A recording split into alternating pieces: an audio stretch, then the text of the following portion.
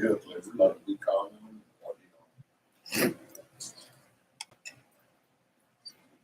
Shalom, shalom, shalom, Israel. First off, giving all honor and praises to the Most High, to his son, Yahushua, with the Battle Axes of the Most High, coming to you with another Sabbath class. Shabbat shalom to brothers and sisters that are watching online. Shabbat shalom to brothers and sisters in class. The name of today's class is Who Shall Rouse Israel Up? Who shall rouse Israel up? And I know it is going in conjunction with what transpired in Alabama, Montgomery. You know, Salaki. Montgomery, Alabama. Montgomery, Alabama. Damn it, y'all know what I mean. We don't give a damn. Yeah, that's the DISD. Yeah. Say, hey, whatever it is.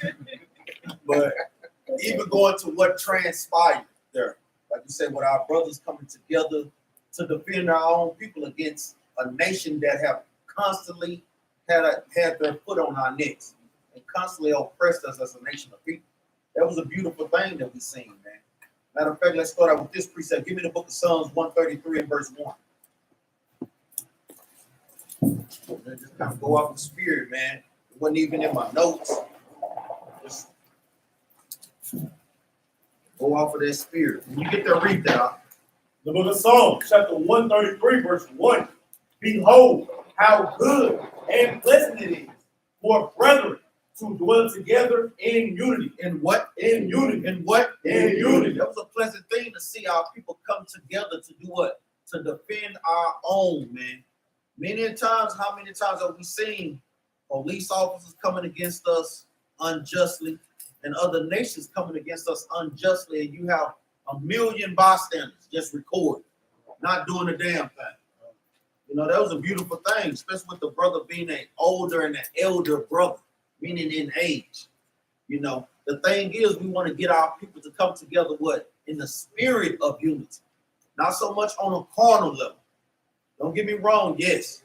When nations come up against us, yes, you have the right to defend yourselves, man. But like we say, we defend ourselves more so what spiritually by letting the Most High God fight for us, man. And that's the thing that, guess what? We want brothers and sisters to really be awakened to, man. That's the point. Let's go to the book of Genesis, chapter 49 and verse 1. Even the folks was on the same accord as the other one. They didn't come. I mean, if it wasn't for the brother hitting that sister across the head with that chair, they were letting them other people whoop that. They were letting them get their leg back. Right.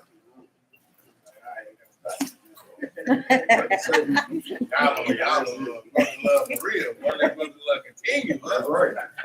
Hebrews 13. That brother love continue. Who knew though? It was all these guns we always shooting each other with, running each other down. Who knew all it took was a folding chair? That's right. When brothers get there, when you get there, I agree that I. The book of Genesis, chapter 49, verse 1. And Jacob called unto his sons and said, gather yourselves together. Do what? Gather yourselves together. Gather yourselves together, man. Like we say, on a spiritual level. How do we gather ourselves together? In the commandments, man. It's not talking about gathering ourselves together in Islam or in Christianity or in Baptist or in Jehovah's Witness.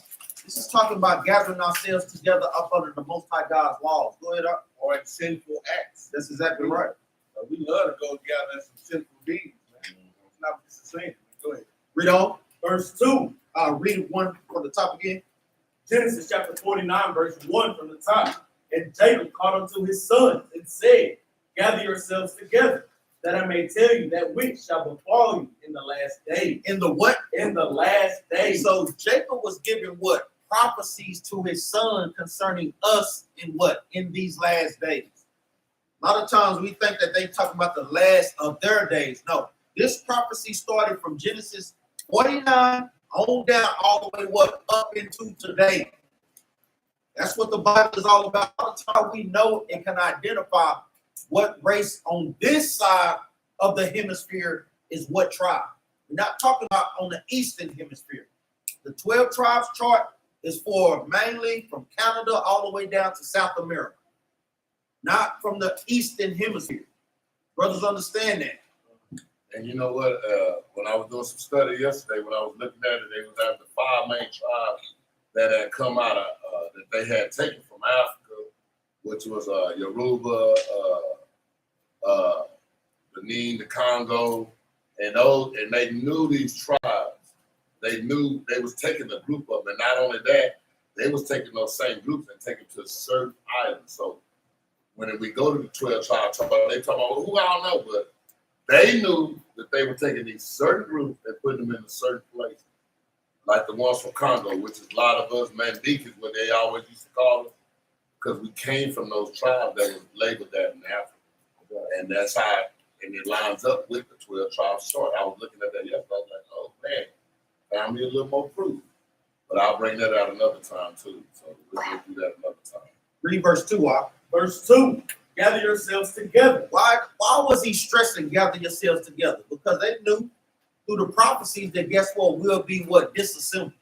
He knew that we was going to have the curses upon us, that we was going to do what? Break God's commandments. So that broke up what? The unity of the brotherhood. And that's why he's constantly stressing that. That's why the Most High God is constantly stressing that. That's why we stress that amongst brothers and sisters in the congregation. We say it all the time, but sometimes we still can see the spirit of disunity amongst brothers and sisters in the congregation.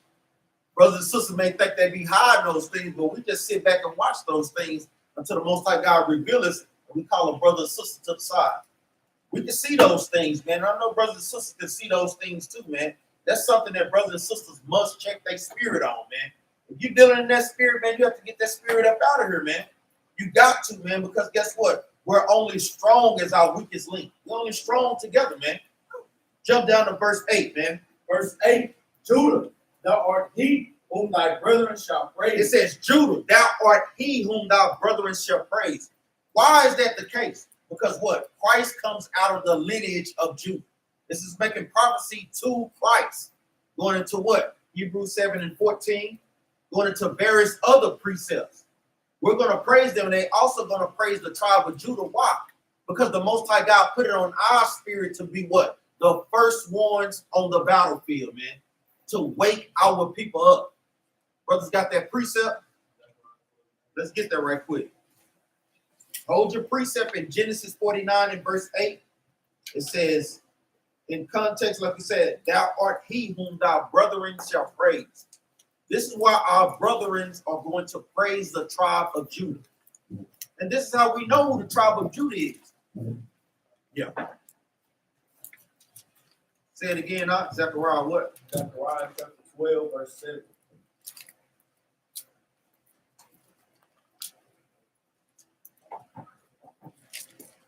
You get there, read that out. The book of Zechariah, chapter 12, verse 7. The Lord also shall save the tents of Judah first. Read it again. The Lord also shall save the tents of Judah first. The Lord shall save the tents of Judah first. Like we said, what nation of people, what races of people do you see out there on the corners, on the highways and on the byways? This is how you can identify that the so-called Negroes are what? The tribe of Judah, man, because that's mainly who you see. Not to say that we're not going to have our Issachar brothers out there with us, but the main people that you see on the forefronts are Judah, so-called Negroes, so-called American blacks. That's who you see out there. Read on up. The Lord also shall save the tents of Judah first, that the glory of the house of David and the glory of the inhabitants of Jerusalem do not magnify themselves against Judah. Do not do what? Do not magnify themselves against Judah. So Most High God had that set in place so the other tribes wouldn't, guess what? Try to overtake us by being more in number. Most High God is, guess what? Is giving us characteristics that we use as a nation of people. And that's really what Genesis 49 is going into. Let's go back. Genesis chapter 49 and verse 8. The book of Genesis, chapter 49, verse 8. Judah, thou art he whom thy brethren shall praise. Because the Most High God raised up the tribe of Judah to be teaching and speaking the truth first. Read on. Thy hand shall be in the neck of thine enemy. Read that again. Thy hand shall be in the neck of thine enemy. And didn't we see old school? with that hand in his neck, trying to get that clear punch in. Meaning what? We'll be dwelling with our enemies so close in these last days, man. Like I said, a lot of times, Genesis is the hardest book of the Bible to interpret. So even when you're going through Genesis 49, you have to couple this with what? With world history. World history backed these things up. Because not only did it start from the time that Israel was prophesying, but it also carried over to what? To the time that we was fighting for equal rights amongst Esau. Holding signs saying, I am a man. The Most High God roused our spirit back up during that time, man. To show our people that, guess what? We all have a common enemy. That's how we know that, guess what? Integration did what? It destroyed our people, man. Because now we don't understand who our enemies is, man. Now he teaching, guess what? God loves everybody. And they done took and seduced us with that doctrine, man. Go back to Genesis 49 and 8. You have some up?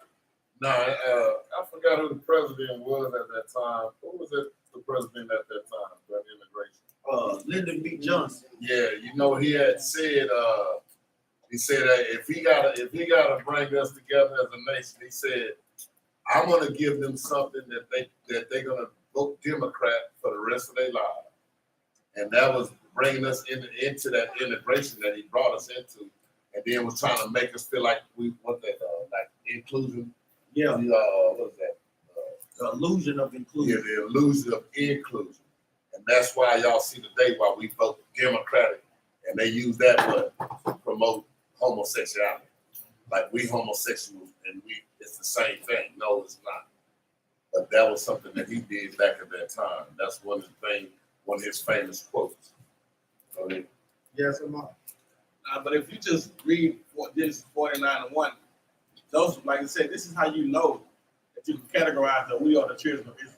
The things that are going to befall us in the last days, you see exactly these things are lining up within the last days, man, right? Because it just so happened it wasn't a damn cruise ship with a bunch of Benjamites on there somewhere or Issachar. It was Judah on that thing, right? Showing you that we was gonna be that tribe to put out their front on the front foot and show you how we gotta really come back together and stick together as a nation. And that's scripture. And so when you see things like what's gonna befall us, 49, this is 49 and stuff, we really need to go back and look into that thing, man. Going into Dan, dispersed out, right? Not being able to come back. A lot of things, man. But that's tough. That's prophecy, man. We gotta look at that and see that's prophecy. When people say, how y'all know y'all the Israelites? How y'all know this? Genesis 49 is a great book showing the prophecy that occurred within the 12 tribes. yeah, that goes with that Deuteronomy 33. It's like Gad, a troop ship of fire. Come on, man. When did that happen? Who else is that? What other nation of people is that? Who was that troop? Prophecy, man, within itself, man. Let's go back to Genesis chapter 49 and verse 8. Book of Genesis, chapter 49, verse 8. Judah, thou art he whom thy brethren shall praise. Read on up. Thine hand Thy shall, what? thine hand Read on up. shall be in the neck of thine enemy. Meaning we'll be dwelling close with our enemies. Read on up. Thy father's children, Thy what? thy father's children Read on up. shall bow down before thee. Making what? Making reference to Christ. Because we're going to literally bow before Christ, man, and give honor and praises to Christ, man. Read on up. Judah is a lion's whelp. Read on up. From the prey, my son, thou art gone up. Thou art what? Thou art gone up. Read on up. He stooped down. He did what? He stooped down. He stooped down, meaning what? We had no more fight in us, man. Right. Esau have destroyed and broken our people so bad to where we became stooped down as a nation of people, man. That's what they did to our people to destroy us. Go ahead, huh? And Jerubbaal pulled it in this class. I pulled it. We're gonna pull it again. We're gonna pull this thing again. Second Maccabees, man.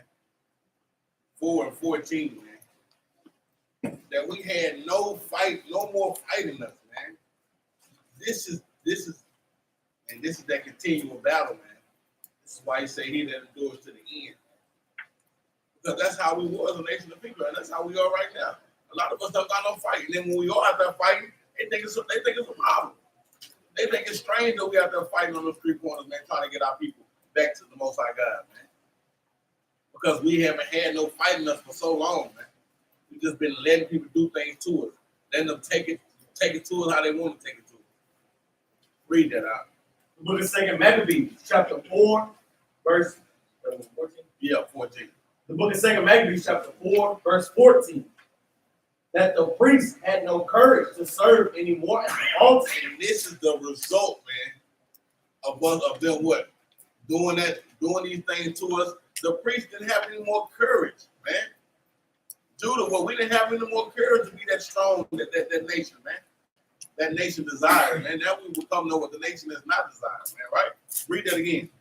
That the priests had no courage to serve anymore at the altar, Read on. but despising the temple. It went to now despising our law, despising our God, because of what they did to us, man. How they had their foot on our neck so tough, man. We lost courage in being a nation of people. We lost courage of being who we are, keeping our God's law, statutes, and commandments. When you see that a lion grew up from the prey, thou art gone up, we stooped down. That was us, man, because of the result of what they put us in, man. But now it's time for us to what? Get back up. We can't keep letting that happen to us, man. We can't lose that courage anymore, man. That's tough. Read that again. I'll do out. The book of 2 Maccabees, chapter 4, verse 14. That the priests had no courage to serve anymore at the altar, but despising the temple and neglecting the sacrifice. Despising and neglecting our laws. As a result of this reading. Hasten to be the partakers of the unlawful allowance in the place of exercise. So now we start what? Hasting or running to the unlawfulness of what they give us, right? Now we want to run to, being sports star. What a Negro can't do nothing but make it as a rapper or a hoop star. Either you go hoop, play ball, or rap, right? Or say a dope. Now we hasten to run to those unlawful things, right? That won't profit us nothing. Read on. After the game of discus, called them forth. That's all I got. Let's go back to. You got something? Yeah, I want to go to Lamentation 4 and 17.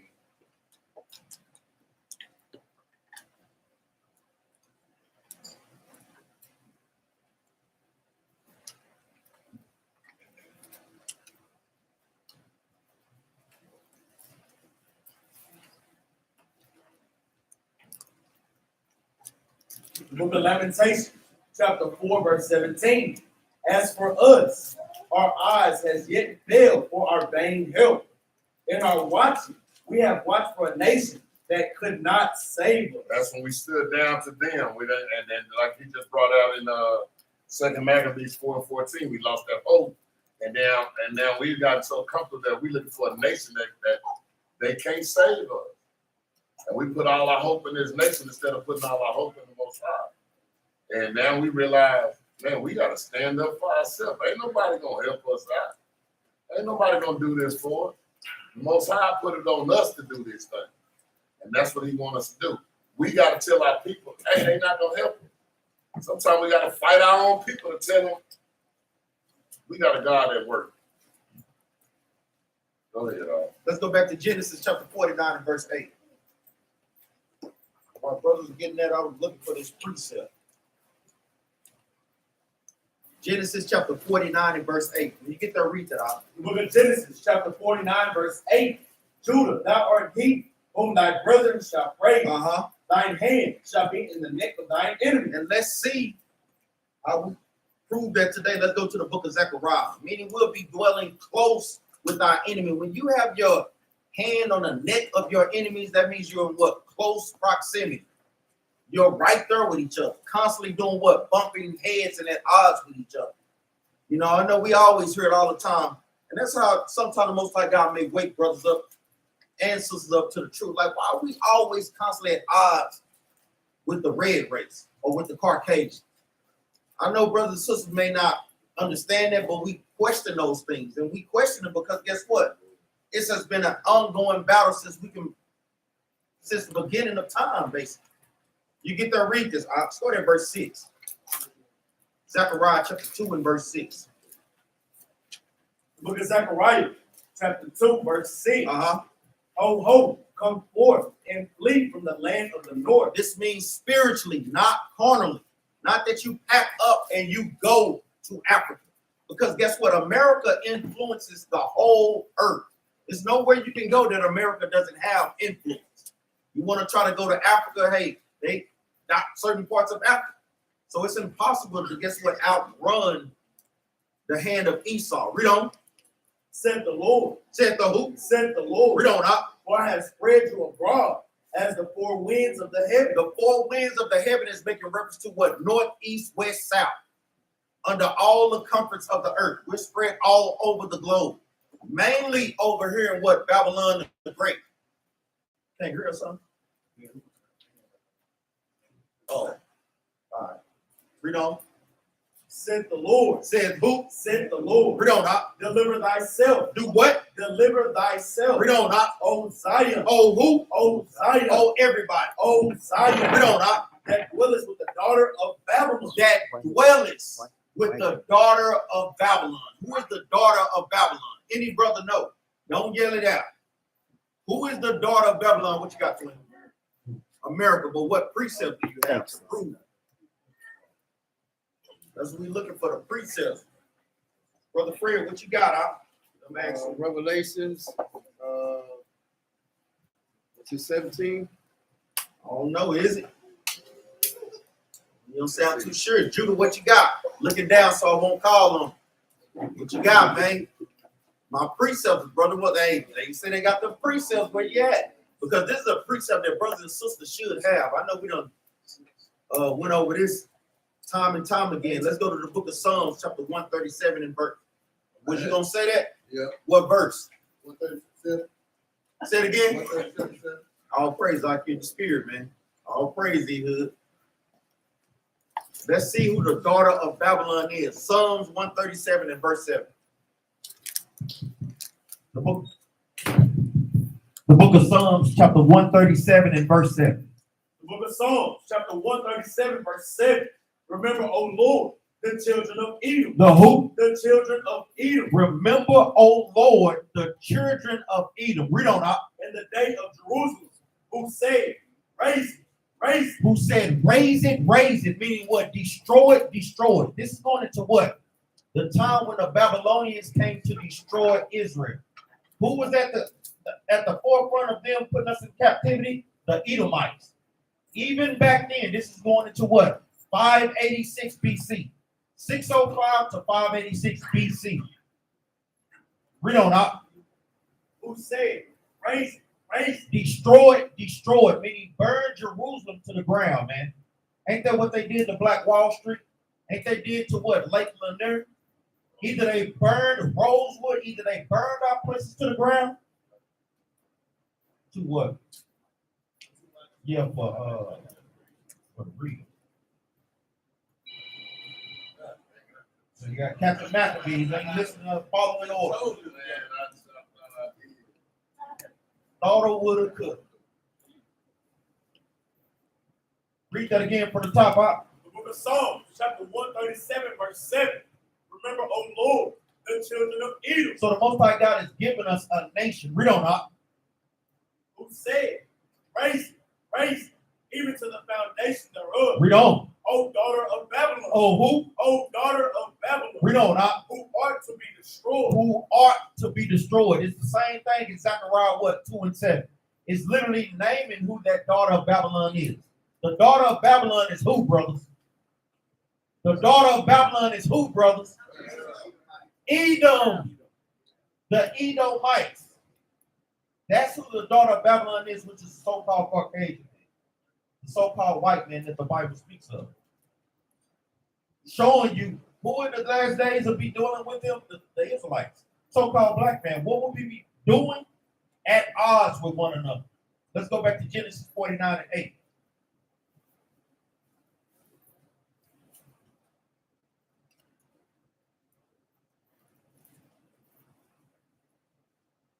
Verse 9, Salaki. The book of Genesis, chapter 49, verse 9. Judah is a lion's whelp.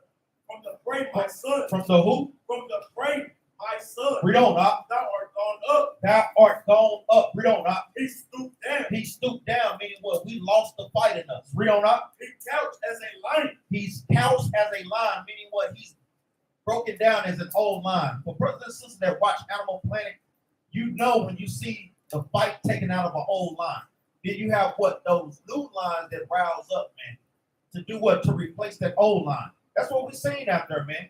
We see them young brothers doing what? Saying, we ain't taking it, laying down like our forefathers did, man. No. We like, what you say, like burning back on house party. We'll get one of it. Read on up. He stooped down. He couched as a lion. And as an old lion. And as a what? And as an old lion. And as a old spiritual lion. Meaning what? We lost the fight to keep God's commandments. We lost the fight to keep unity amongst us. Read on up. Who shall rouse him up? Read that part again, up. And as an old lion, who shall rouse him up? Who is going to rouse up Judah, man? Who is going to rouse up the Israelites? That's the Most High, man. And that's what we seen out there at Montgomery, Alabama, man. We seen them getting roused up because they seen what their brothers being persecuted, being smited. Who else did that happen to? Let's get an example. Let's go to the book of Exodus, chapter 2 and verse 11. Let's see what Moses did, man, when he seen the Egyptians doing what? Smiting his brother, oppressing his brother. Let's see what he did, man.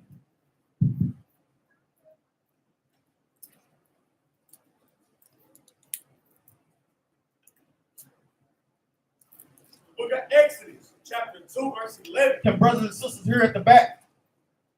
All praise. Read on up. Look at Exodus, Yeah, you chapter can 2. anyway. Yeah. Done. Go ahead. Yeah, keep going while you get it together.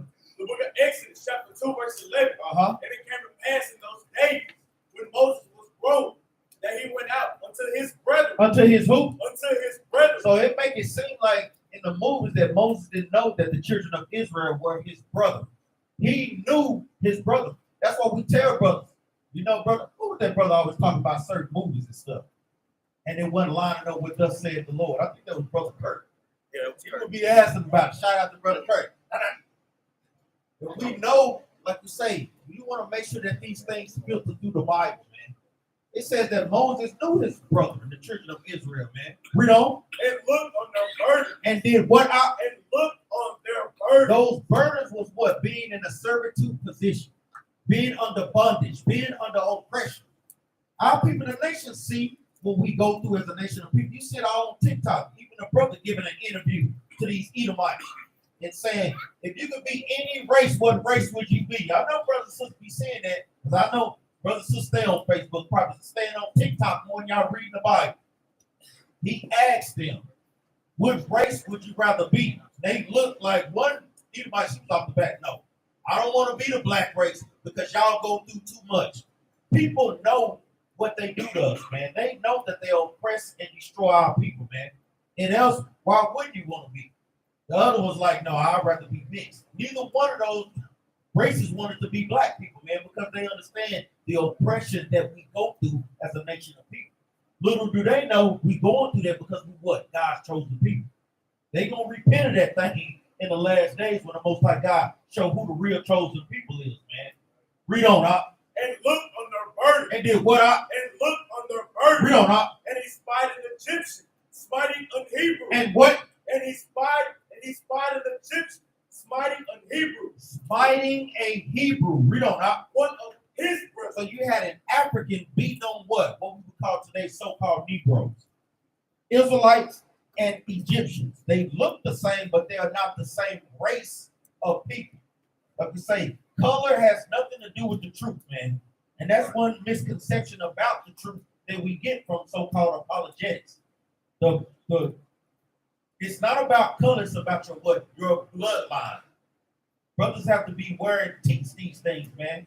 That's doing what? Righteous judge not according to appearance, but what? Judge righteous judgment.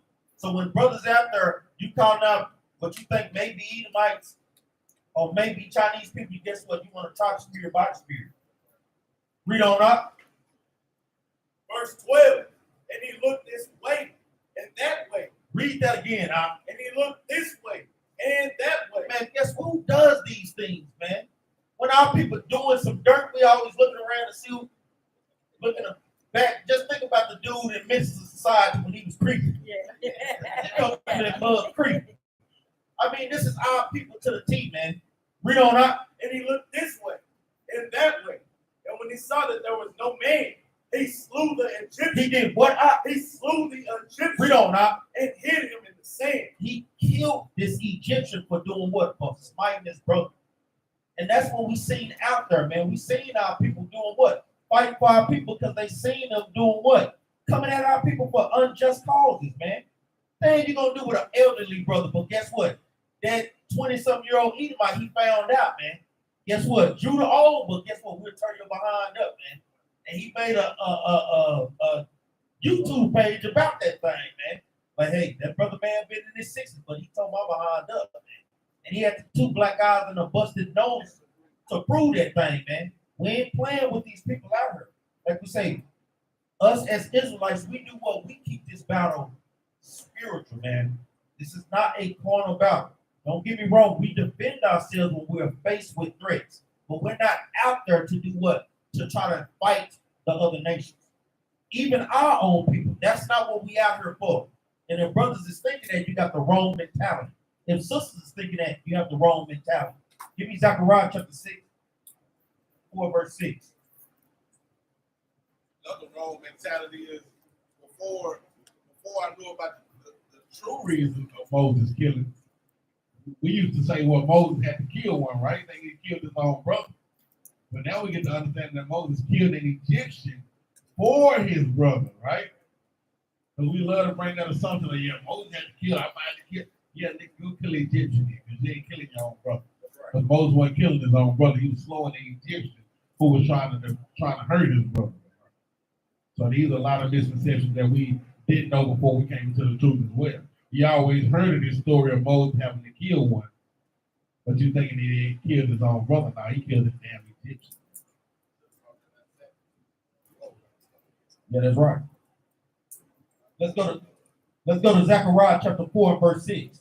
And that's why we've been on the bruise. We want to make sure when we out there at camp that bruise is standing in the spirit.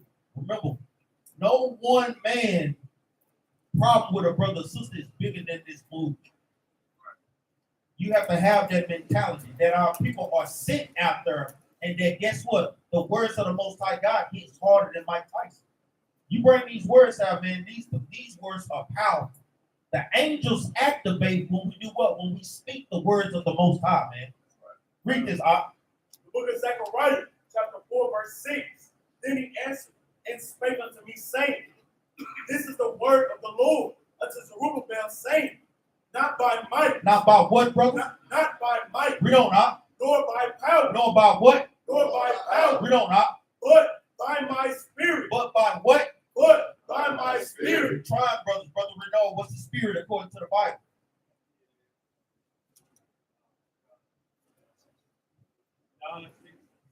All praise. John 6 and 63. What? The words of the Most High. That's what the spirit is. All praise. Not by might, nor by power, but by my spirit. Meaning what? We're not commanded to go out there and fight no nation. If brothers understood war strategy, you have to understand that we don't even have the means to defeat this enemy. Like it tells you in the book of Luke, when you're trying to go to battle, you have to count the cost. Do we have enough weapons? Guess what? Do we have enough resources to withstand? That's what happened to us many of times when we were in our homeland. They did what? They starved us out. Because guess what? We didn't count the cost on those things. Let's go back to the book of Genesis chapter 49.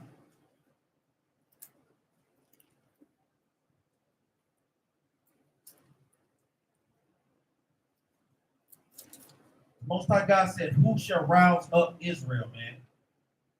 And it was clearly prophesied throughout the scriptures. I want to read that, then we're going to go get a precept, just so we don't forget the thought. 9. The book of Genesis, chapter 49, verse 9. Judah is a lion's whelp. From the prey, my son, thou art gone up. He stooped down.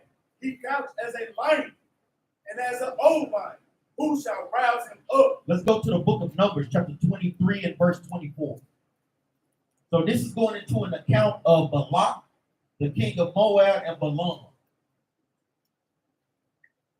a sorcerer or an enchanter, a dude that dealt in what familiar spirits.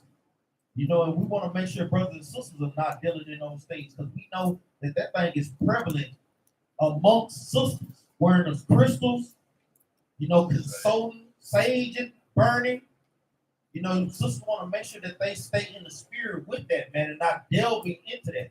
We know sisters are the weaker vessels. Sisters put stuff on YouTube all the time to get sisters to gather after them, man. Enchantments and all these things, man. Going into horoscopes, we don't deal with none of those things, according to the Bible. Numbers chapter 23 and verse 24. The book of Numbers, chapter 23, verse 24. Start at verse 23. Select. Book of Numbers, chapter 23, verse 23. Surely there is no enchantment against Jacob. Against who? Against Jacob. So this is going into account against Balak and Balaam. Balak was trying to get Balaam to do what? To curse the Israelites. So we wouldn't come and take over the land of Moab. Moab today, brothers, is who? China. The Chinese. So we was doing what? Trying to take over that land. It was a part of Israel, but we was going to take over all that land, man. Read on.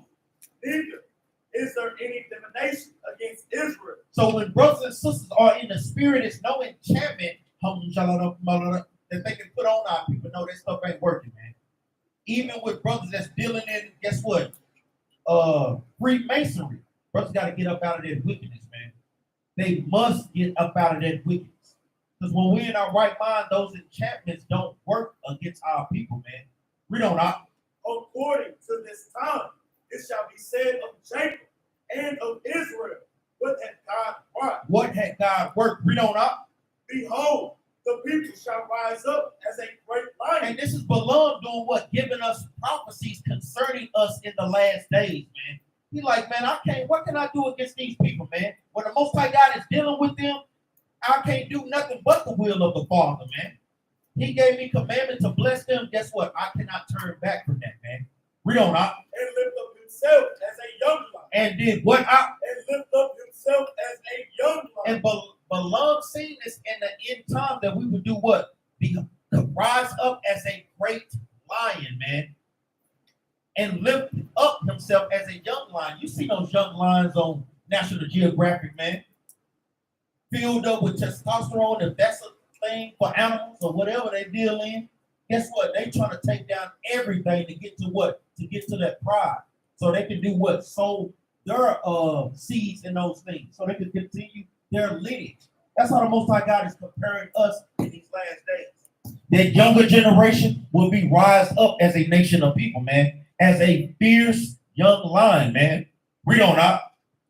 He shall not lie down. He shall what? He shall not lie down. And guess what? We shall not lie down, man. We taking those things, we ain't taking these things lying down, man. Our people are raising up, but we want to make sure that we do it on a what? On a spiritual battle and not on a carnal battle, man. That's what this fight is all about. Read on up. He shall not lie down until he eat of the prey. Until he do what? Until he eat of the prey. Read on up. And drink the blood of the slain. And do what up? And drink the blood of the slain. Now this for the brother stink meeting, saying that we damn vampires. No, brother, this is symbolic, man. Meaning when we do what? When we take down the nation, we ain't gonna be drinking their blood because guess what? It's commandments against us doing what? Eating blood. So you have to understand the similitude. Meaning when what? When lions kill buffalo, what are they doing? They're eating them and they literally drink the blood. But that's on a symbolic level for the nation of Israel, man. Meaning we're gonna what? We're gonna take down the nations and destroy them utterly, man. Let's go to the book of Numbers, chapter 24 and verse 9. Saying the same thing. And these are all prophecies that Balaam was giving.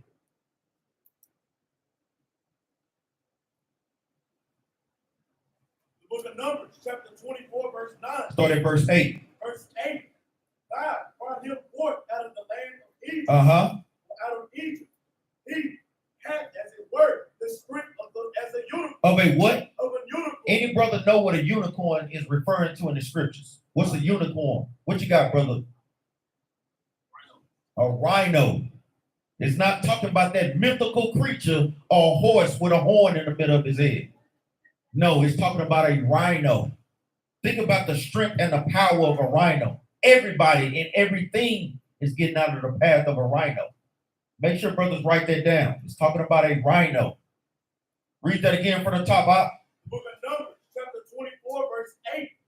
God brought him forth out of Egypt. Talk about the nation of Israel. Read on. He had as it were the strength of a unicorn. Read on. He shall eat up the nations of enemies.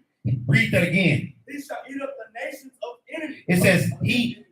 Yeah, read that right. Read it again. He Take shall your eat time. up the nations, his enemies. His what? His enemies. He shall eat up the nations, his enemies. Meaning what? When the Most High God brought the children of Israel out of Egypt, it was our job to do what? Take down the Canaanite nations to fight for our land. We're doing it on a symbolic level now and on a spiritual level. Meaning what? Israel is a people before it's a place. So we doing what? We fight for our people out here, man. Read on up. And shall break their bones. And shall do what? And shall break their bones. Meaning their strength. Read on. And pierce them through with his arrow. With his what? With his arrow. Read on up. Verse 9. He couched. He laid down as a lion and as a grapevine. Who shall stir him up? Who shall do what? Who shall stir him up? Read on up. Blessed is he that blesseth thee, and curses he that curseth thee. Go back up to verse 8 and read that last part. And shall break their bones. And shall break their bones and pierce them through with his arrow. With his what? With his arrow. Let's see what the arrows are of Israel and the Most High. What brother got the precept? Who is the bow and arrow of the Most High? I literally just gave it to you. I want the precept. Bible verses.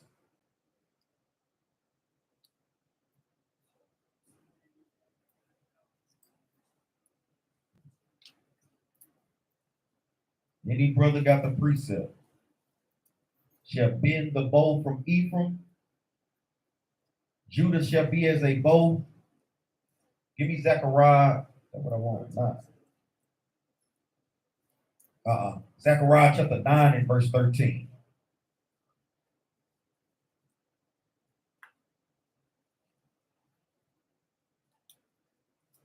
Let's see who the arrows of the Most High are. Zechariah chapter 9 and verse 13.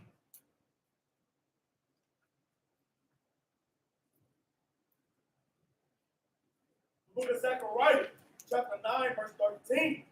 When I have bent Judah for me, build the bow with Ephraim, and reign, and raise up thy sons, O Zion. Oh, who? O Zion. It says, when I have bent Judah for me, meaning what? The Most High God uses the Israelites as what? As weapons on the planet Earth. He's given a similitude saying that Judah is the what? Is the bow, and Ephraim is the what? Is the arrows.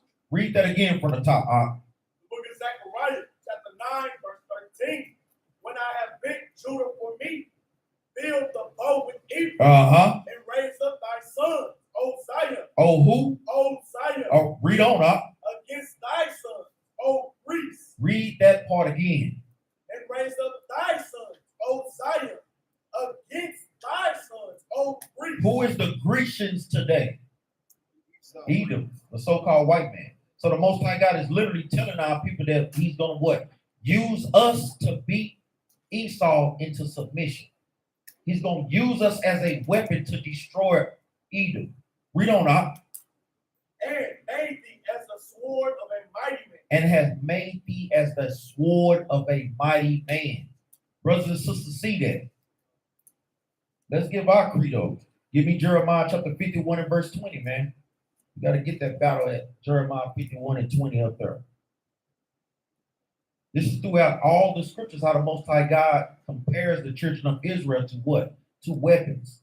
And how he uses us to do what? To destroy the nations.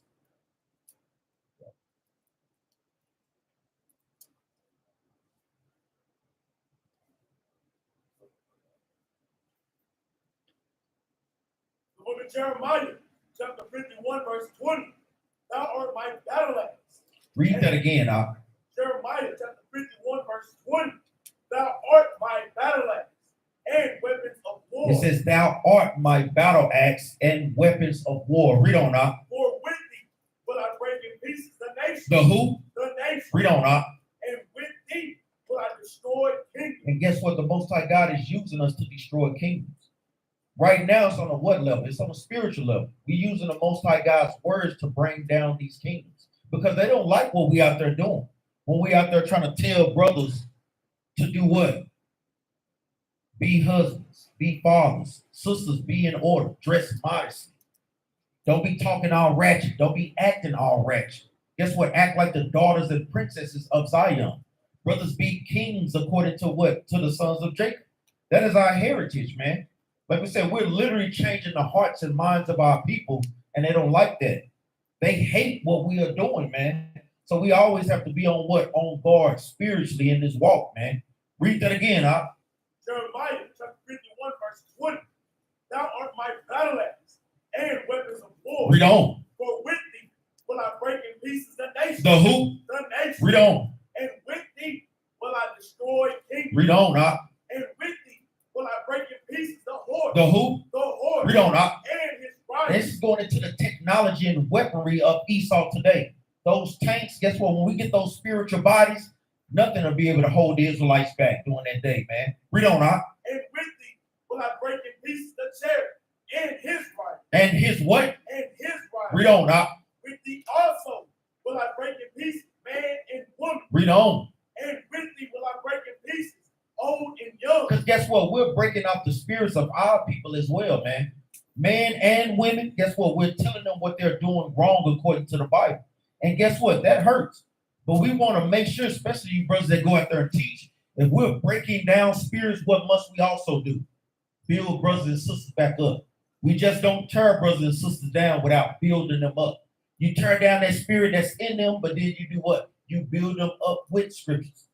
Telling them that guess what? You can be a daughter of Zion in righteousness. You can be a brother in Zion if you keep the commandments. You can come up out of that drug dealing lifestyle. You can come up out of that whoremongering spirit or that whore spirit.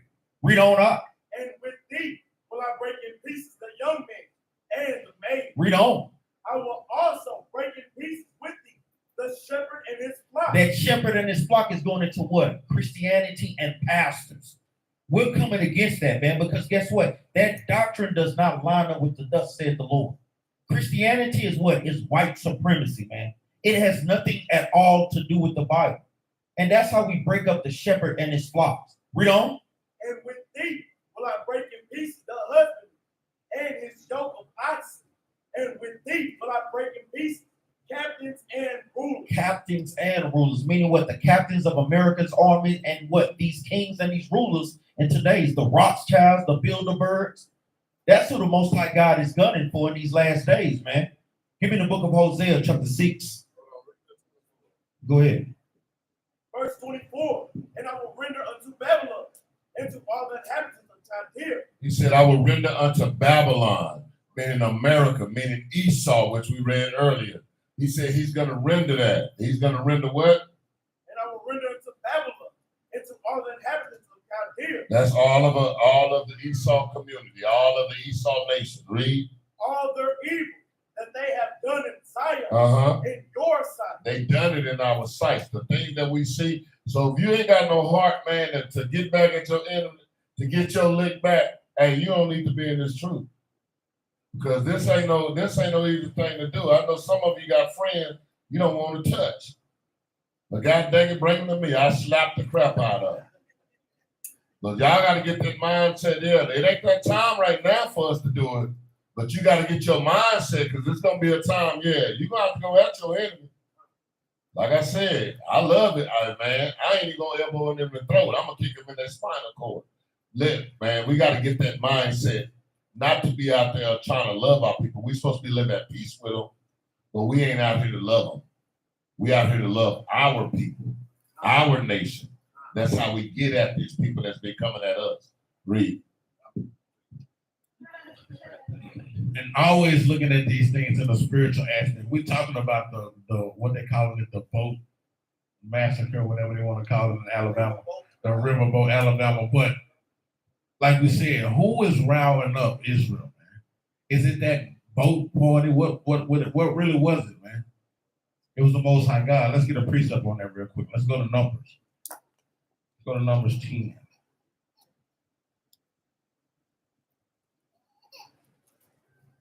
Show you that this is the Most High God's doing, man. See, a lot of times, brothers, they see guns, they think guns rounding up Negroes in the street. Now the Most High God round them up to get them in the first place. They thinking they giving credit to everything except our God, man. We do it as well. We giving credit to the Alabama boom. Yeah. We giving credit to old school who WWF though girl. Right? I put it on Facebook myself. Yeah, we go fund me that, brother. But the real meaning of that thing and the spiritual aspect of that thing is the Most High God round us up. Numbers 10 and 35. Book of Numbers, chapter 10, verse 35. And it came to pass when the ark set forward. Read. That Moses said. Moses said what? Rise up, Lord. Rise up who? Rise up, Lord. No, rise up you people. Rise up, Lord. Rise up, Lord. See, Moses was smart. Moses said, who we need to rise up for us? The Most High God. Not the church. But it's talking about they got their license to carry with a big old tree on their pocket. Hey, that's fine and dandy. But remember who riled up that brother, and remember who riled up them, what we call them, Johnny Gills. Remember who riled them up for that brother to take out in that water like that, man. It's the Most High God. Rise up, God. Moses was very smart, right? Read this again. And it came to pass when the ark set forward that Moses said, rise up, Lord. Not gun, not chair, but the Most High God. Read. And let thine enemies be scattered. And then let our enemies be scattered, man. That's the only way they're going to scatter, man. You can have every military device you possibly can have. I got a family that know how to make guns, right? That shit ain't going to matter unless the Most High God rile us up, man. So if you're not in order with the Most High God and he riled you up for the right reasons, man, then it's all for naught. Read on. And let them that hate thee flee before thee. And that's exactly what the Most High did. He let them that hate us flee. They got the smack right that day, right? But it wasn't the church, it was the Most High God riling us up, man. Go ahead. Read on. Verse 36. And when it rested, he said, return, O Lord, unto the many thousand of Israel. It said, return, O Lord. Now you can come down, Father. Appreciate it, big guy. You know, appreciate it, my boy, my maker, my king, my leader. Now you can come down because now we're starting to get the understanding now. But these things are gonna continue, man. The Most High God is gonna keep rounding up this crouched lion, man, which is us, man. But you gotta be able to be used to be as a crouched lion, man. Who gonna stay crouched down? Who gonna stay as a young lion, man? Everybody want to be some symbols. Who gonna be a Mufasa, man, right? We're looking for some strong Mufasas, man. Go ahead, Go back to that Jeremiah that we was just at and go to 25. Because what he just said, we got to get to the point where the Most High that raises us up. But read that. Book of Jeremiah, chapter 51, verse 25. Behold, I am against thee, O destroying mountain. Even though we're against our enemies, the Most High also is against our enemies. He said, I am against thee, O destroying mountain. Who is that mountain that's destroying everything? Esau's and his government. His government is destroying everything.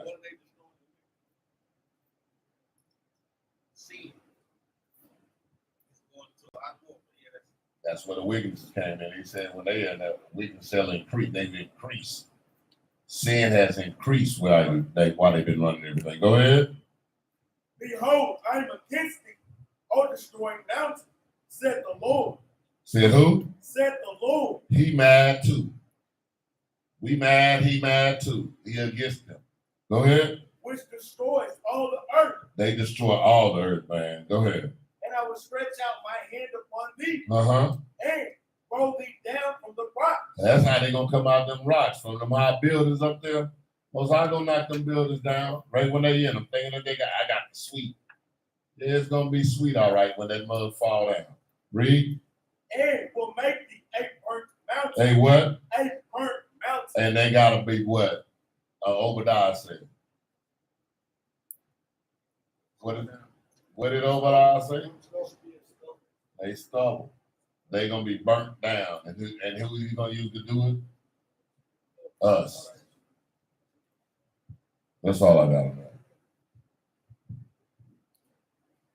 Let's kind of feed up what Captain Yara went into. Let's go to the book of Hosea. We're gonna go to the book of Haggai right quick. Haggai chapter 1, verse 14. Because the Most High God is the one that is stirring up our spirits. He always do what? When we break his commandments, we do what? Go into captivity, but the Most High God brings us out of that captivity and does what? Stirs us back up to start back keeping the commandments and to fight for his name and for his reputation. There's nothing new. It was that way when we came up out of Egypt, even like what we just read, what Captain Yari brought out of the Assyrian captivity, out of the Babylonian captivity, out of the Persian and Mede captivity, the Greek captivity, selected the Roman, and now in America. Haggai chapter 1, verse 14. The book of Haggai, chapter 1, verse 14. And the Lord stirred up the spirit of Jerubbaal. Read that again. And the Lord stirred up the spirit of Jerubbaal. Zerubbabel was in a time of what? Any brother know? Raise your hand. What time period and what captivity was Zerubbabel in? Do any brother know? Do anybody know? What you have, Ezekiel? Persian and Mede. You can overlap it, but really, into this context, like we said, it's literally going into the Persian and Mede captivity. Him doing what? Being rebuilding the temple. Ezra and Nehemiah was commanded to do what? Rebuild the walls. But Zerubbabel was over building the temple. Read that again, The book of Haggai, chapter 1, verse 14. And the Lord stirred up the spirit of Zerubbabel. Read on. The son of Shealtiel, governor of Judah. He was governor of Judah. Read on, And the spirit of Joshua, the son of Joseph, Josedek, the high priest. This is not the Joshua during the time of Moses. Remember the time frames. This is hundreds of years after Moses died. This is going into Jeshua, but it's also pronounced what? Joshua. Read that again, And the spirit of Joshua, the son of Josedek, the high priest, and the spirit of all the remnant of the people. So the Most High God always does what? Stirs up our spirit to do what? To carry this long. Just think about how long brothers and sisters have been in the truth. Think about these things. The Most High God is the one that's stirring up your spirit constantly, man. And you want to pray that the Most High God do what? Keep stirring up our spirit in this truth, man. So you don't do what? So you don't get complacent. So, Sabbath class, I'm going to take a Sabbath off. No, nigga. No Sabbaths off, man. Like, no. Because guess what? The Most High God, I'm going to tell you, man, that thing runs deep. A lot of times when brothers and sisters are not going hard in this truth, we like our captivity, man. We like that. And for brothers and sisters that don't, guess what? They're going to be diligently doing the work of the Lord. You're going to be trying to be in order with sisters. You're going to be trying to be in order with brothers. Trying to be on one court so we can get the hell up out of here, man. A lot of times, brothers and sisters let their personal problems and trials stop their work in this truth, man. We all dealing with problems. We all got trials and tribulations, man. Don't never put those things above the Most High God's work, though. He's the one that's literally doing that to us to do what? To strengthen us for what's to come, man. Stuff is really going to hit the fan, and we'll literally bring these scriptures out to do what? To stir up the hearts and minds of our people. The Most High God can open up his armor and stir up your spirit any kind of way. Stop letting personal things stop from you being profitable in the truth, man. You got something up? One thing about the thing, when you're not stirred up, when you don't stir up on something that's supposed to be stirred constantly, what happens? It scorches and burns at the bottom. That's what you don't want to be happening with your spirit. Be scorched and burned, sitting idle, not doing what you're supposed to be doing, missing the Sabbath, missing those times when you need to be watching videos or being in the classroom at that time. That's right. Keep reading now. spirit of all the remnant of the people. And the spirit of all the remnant of the people, man. Read on, Ak. And they came and did work. Read that again, Ak. And they came and did work. Read it again, brothers, all together. And they came and did work. Read on, Ak. In the house of the Lord of hosts, their God. And they came and did work in the house of the Lord, their God, man. That's what this truth is all about, doing the work of the Most High God, man. We know we got personal businesses going on, but guess what? None of those things exceed the business of the Most High. Because who the hell think gave you that business in the first place? Allowed you that way to do what? Provide for your family. Allowed for those sisters to be doing what? The things that they do for the ministry. And we can never lose sight of those things, brothers and sisters. Let's go to the book of Hosea, chapter 6 and verse 1.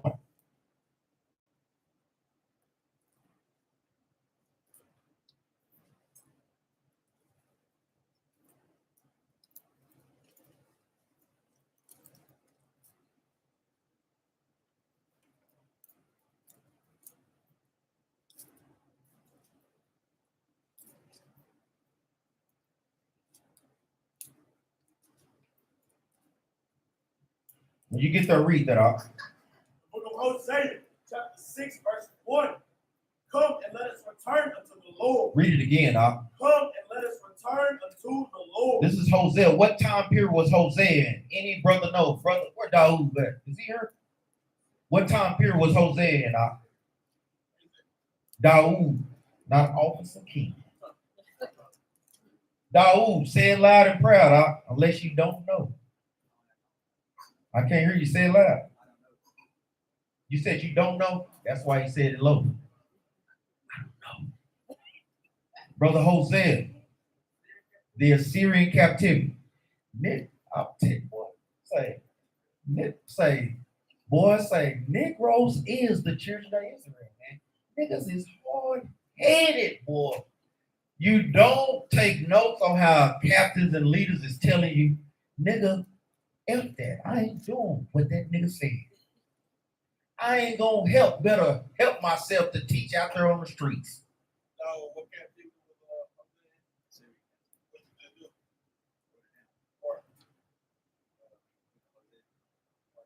Hosea in the Assyrian captivity, man. write that down if you don't have it? Write it in the front of your book. Brothers are scared to write in their Bible. Brother, write in that damn book, man. Write in the book. Sister, y'all can write in the book. But tell y'all, boy, I ain't gonna even go there. You battle axe. Say it again.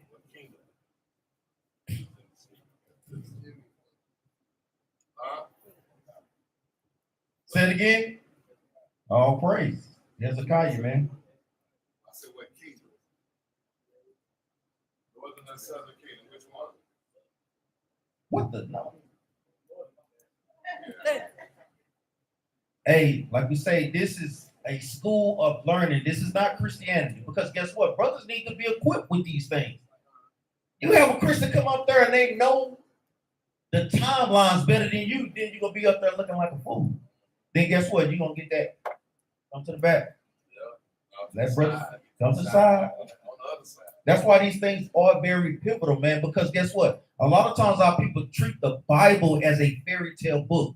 It's our job to let them know that this is historical facts. This literally happened in history. This is literally a kingdom. Most High God gives kingdom to all the nations, and they all have their rightful time to rule.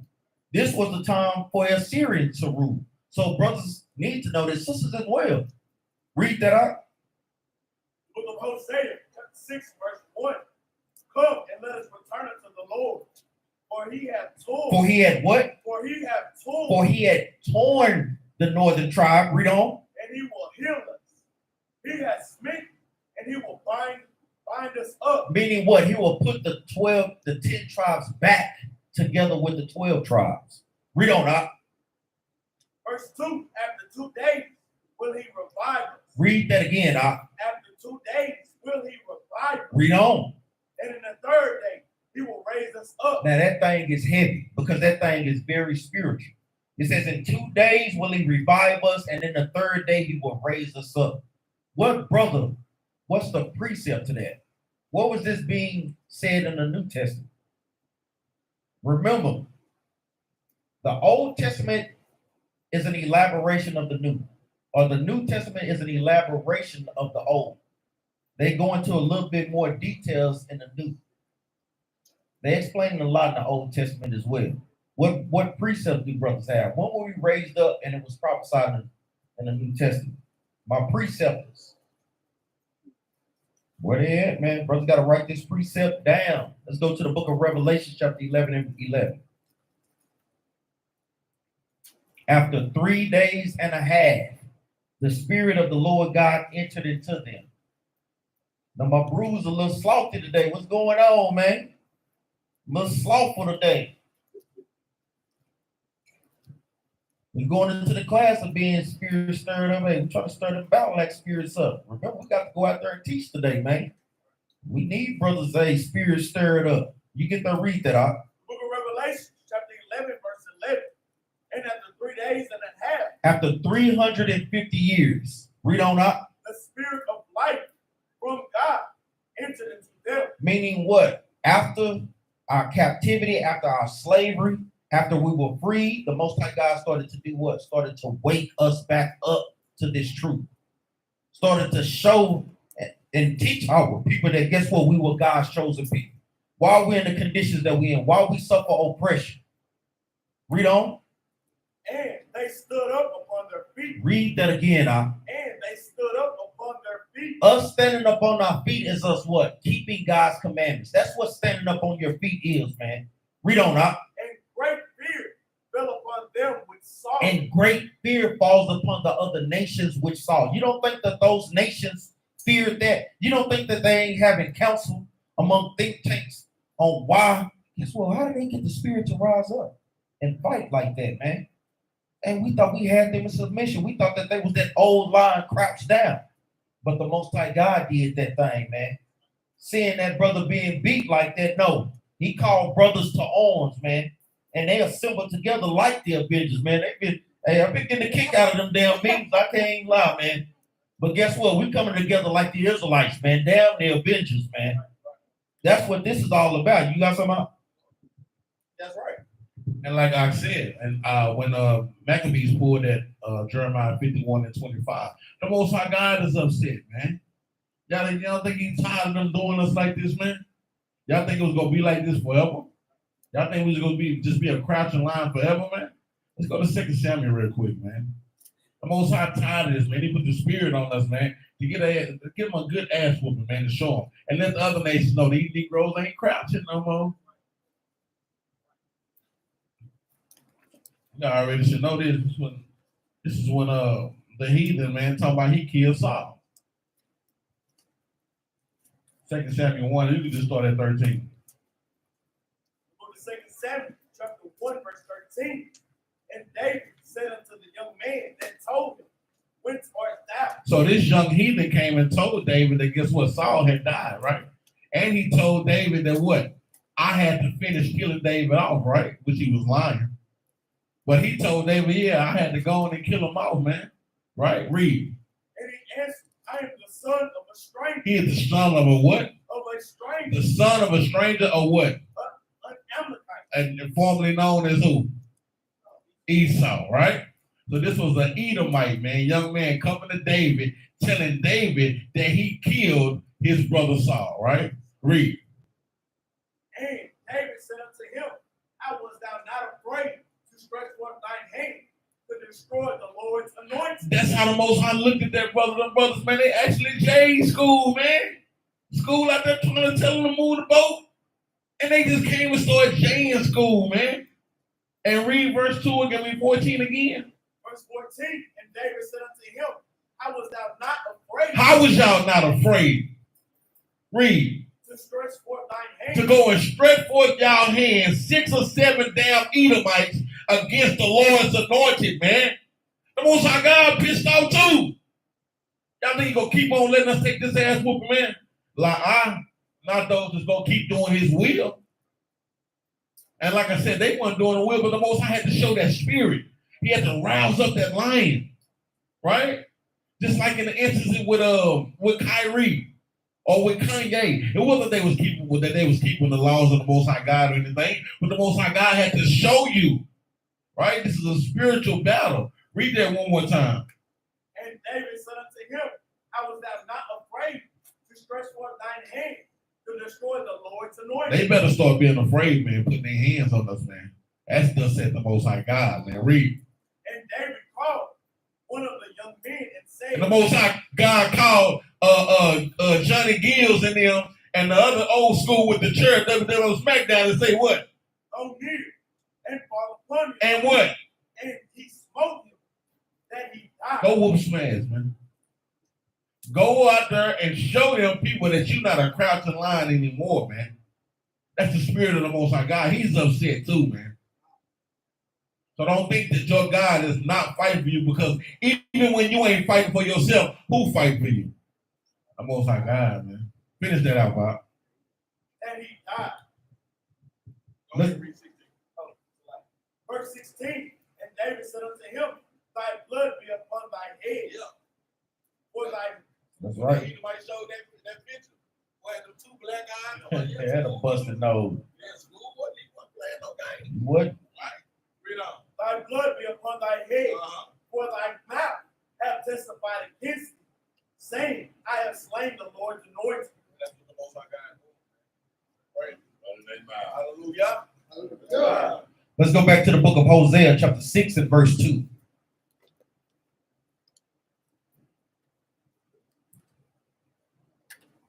Like we say, you can't stress it enough. Make sure brothers and sisters are taking good notes. Go back over these things, man. I hope it stirs up your spirit to be righteous in the truth. Dealing in secret sins, secret deceitfulness. Brothers and sisters got to stop that. Because I'm going to tell you, man, brothers and sisters, not about the truth. Guess what? You can find yourself out of the truth. The wickedness that you're doing, if you're not trying to constantly repent, these things is not a game, man. If you're not being serious about the Most High God's work, He will take it away from you, man. Seriously. And we done seen many, many brothers that was mighty in the scriptures had this knowledge taken away, man. And like we say, quite frankly, this thing scares the hell out of me, man. Read this, The book of Hosea, chapter 6, verse 2. After 2 days will he revive us, and the third day he will raise us up. He would do what? He will raise us up. This is Hosea speaking prophetically about these times. He even knew that about the northern tribe. That's why you see northern tribe amongst us. You see Gad, you see Issachar, you see Ephraim, man, raising back up. All over the globe, man. In New York from California, man. Read on up. And we shall live in his sight. And we shall live in his sight. What makes us live? What's the precept to life? I'm trying to see if brothers in the same spirit I'm in, man. Give me Proverbs chapter 7 and verse 2. Like we said, that's what these classes is for, to really get brothers on one accord, man. In the same mind, in the same spirit, man. That thing is heavy. I don't think brothers really understand how heavy that is. Like we say, even us as the captains, we're accustomed to that, because guess what? We put in much practice with that. And it should be that way even amongst the sisters, man. Having that same mind. Not trying to do what? Go against your sister, be mad for any emotional thing. Brothers and sisters got to stop that, man. Y'all have to be coming together as one mind, as one unit. That's what these classes are all about. That's what the Bible is all about. Read this, Op. They're one up one another. That's exactly right. The book of Proverbs, chapter 7, verse 2.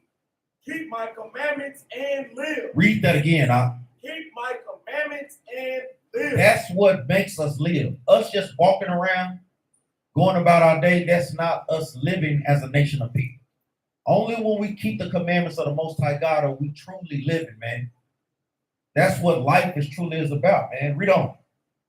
And my law as the apple of thine eye. As the apple, something near and dear. Think about the apple of your eye on the inside of your eye. That's near and dear to you, man. If you've lost it, man, hey, just think about that, man. That's the same way you should feel about losing and not keeping God's commandments, man. Let's go back to the book of Hosea.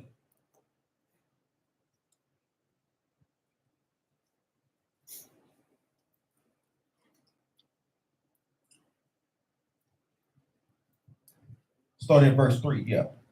Book of Hosea, chapter 6, verse 3. Then shall we know. Then shall we know it. After we done kept the commandments, repented, turn back to the law, turn back to our heritage, then we shall know what? While we're going through the things that we go through. Why that happened at Montgomery. That goes back to what? Jacob and Esau. Genesis chapter 25, verse 25.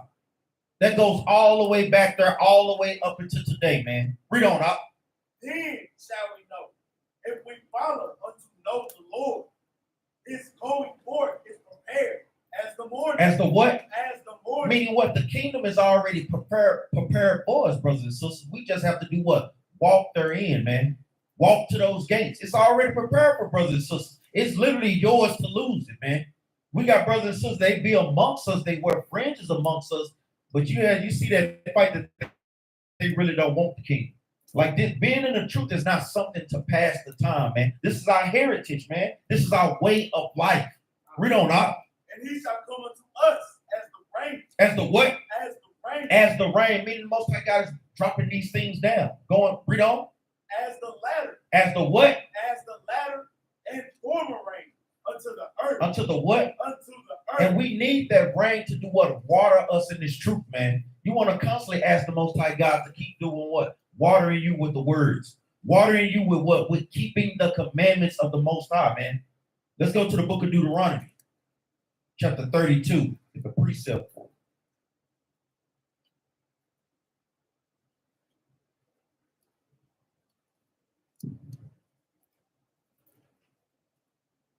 You know what I want?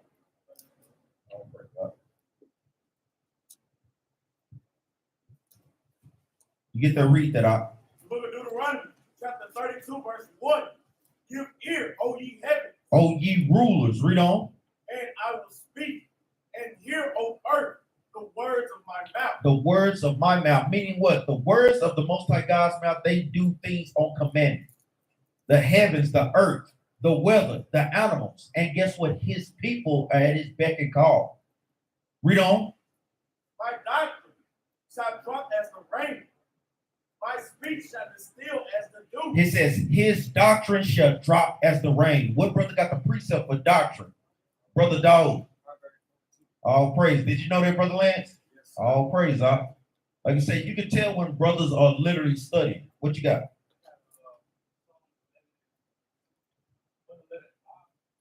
Let's see what that is. Let's check it out, man. Let's see. Brother Renard been getting his studying on, man. He said the book of Psalms, chapter 111 and verse 5. Read that right quick, Book of Psalms, chapter 111, verse 5. He hath given meat unto them that fear him. He will ever be mindful of his covenant. Yeah, he shot and he missed. No, that's not the precept for it. Yeah. Like I said, that's what this is all about. This is a school for brothers and sisters to ask. Let's go back to the key word, my doctrine. My doctrine shall drop as the rain. Go back to that Deuteronomy chapter 32. Remember, you want to, even like Captain Maccabees just beautifully said, you want to make sure that these things correlate verse upon verse, precept upon precept. So the context clue that we was looking for is doctrine and rain. You know, what you got, Brother Fred? 55:10. Yeah, that's a perfect precept for that. That's a perfect precept to go as doctrine dropping as rain. Go back to that Deuteronomy chapter 32 and verse 2. Book of Deuteronomy, chapter 32, verse 2. My doctrine shall drop as the rain. My speech shall distill as the dew, and as the small rain upon the tender herb. Under tender who? As the tender herb. Read on up. And as the showers upon the grass. Because the Most High God compares us to that herb and to grass. That water is compared to what? To the law, to the word of the Most High. Let's go back to that Hosea.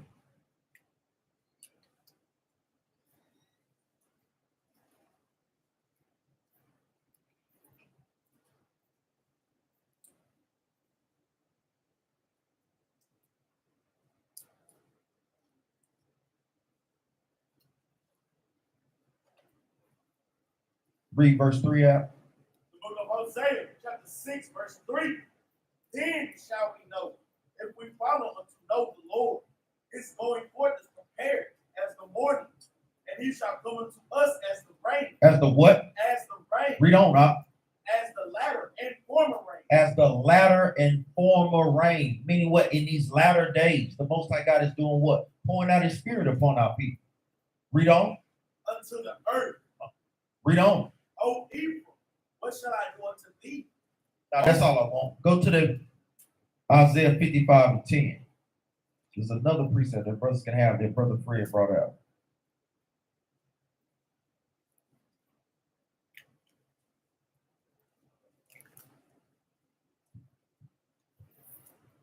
Isaiah 55 and verse 10. Precepts with what? Hosea 63 and Deuteronomy 32 and verse 2.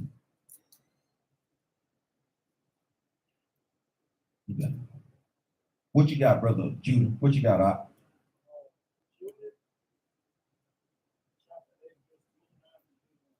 You said what? Say it again. Judah chapter what? Chapter 8 and verse what? We'll check that mug out. Read that right quick, Op. Isaiah 55 and 10. Judah chapter 8. I'm just making a mental note, but read Isaiah 55 and 10. The book of Isaiah, chapter 55, verse 10.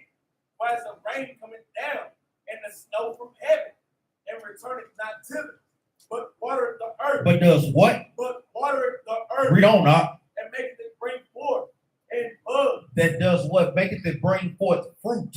Read on. And bud, that it may give seed to the sower. That it may give seed to the sower. The Most High God is beautiful in his analogies, comparing us to a watered garden, comparing us to trees, comparing us to grass. Read on. And bread to the eater. And bread to the eater, because guess what? The word is bread. Even referring to what Christ said in the book of Matthew, chapter 4, verse 4. Read on up. Verse 11. So shall my words be that go forth out of my mouth. So shall my word be. He's comparing the word to what? Rain. He's comparing it to water. Read on. It shall not return unto me void. It don't go out void. So brothers and sisters may act like they don't hear the word, but guess what? It's not going out void, man. Read on. But it shall accomplish that which I please. Hey, whatever the Most High God sends this word out to do, it's going to do.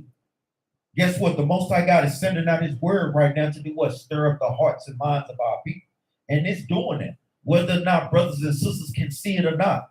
Remember, when you come into this truth, you start to look at things that ain't what? With your spiritual eyes now. Not so much on a carnal level. Carnal people can't see a damn thing. That's what Christianity is. That's all that it is. You have to see the spirit that's behind each and everything. Let's go to the book of Ephesians, chapter 4, verse 23.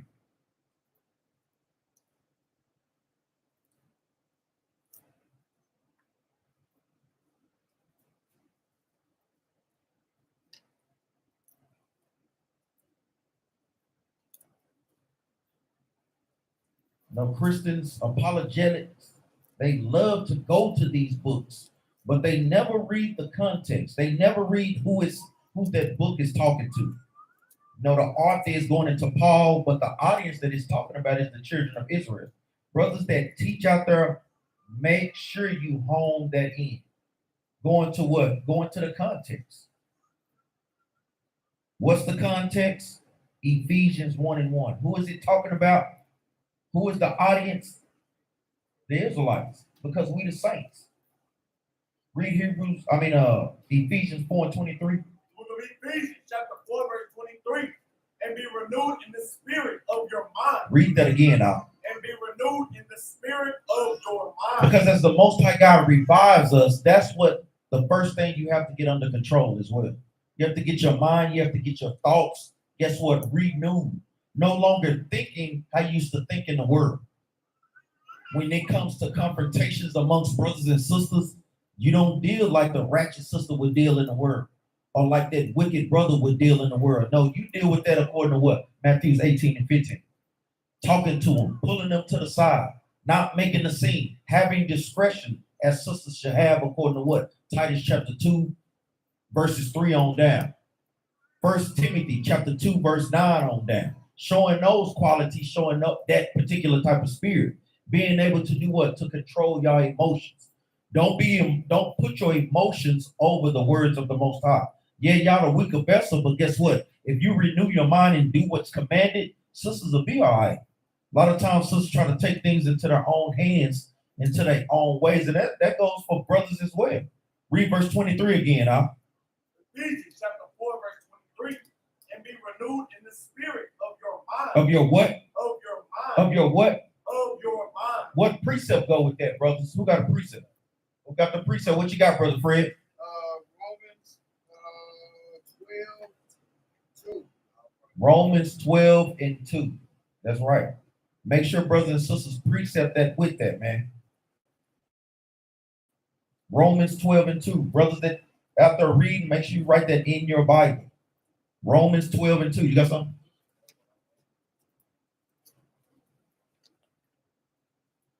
Matter of fact, let's get that for edification, man. For new brothers and new sisters that's in there. Romans chapter 12, verse 2, saying the same thing. What is renewed? Change. That's right. Like we say, you want to keep that thing short and simple and to the point. Read that out. The book of Romans, chapter 12, verse 2. And be not conformed to this world. And don't be conformed to this world, man. Meaning what? The things that's going on in this world don't matter to the Most High God. It shouldn't matter to you. Like I say, outside of taking care of your family, guess what? These things should not matter, brothers and sisters, man. Yes, we need to work in this captivity to provide for your family, to have a place where we can congregate as a nation of people, a place to where we can build as a nation. Read on. And be not conformed to this world, but be ye transformed. Transform, renew, change. Read on up. By the renewing of your mind. You have to renew your mind, the way that you think. That's pivotal in this walk, man, because if you have the same mind frame that you had in the world, you're not going to make it. Read on. That ye may prove what is that good, that acceptable and perfect will of God. Man, it's a lot of precepts within that, man. Brothers can precept that thing all the way out. Go ahead, And the thing about that, the word renew. The thing about that is, one time, if you notice, he's saying that a lot. Renew, renew, renew.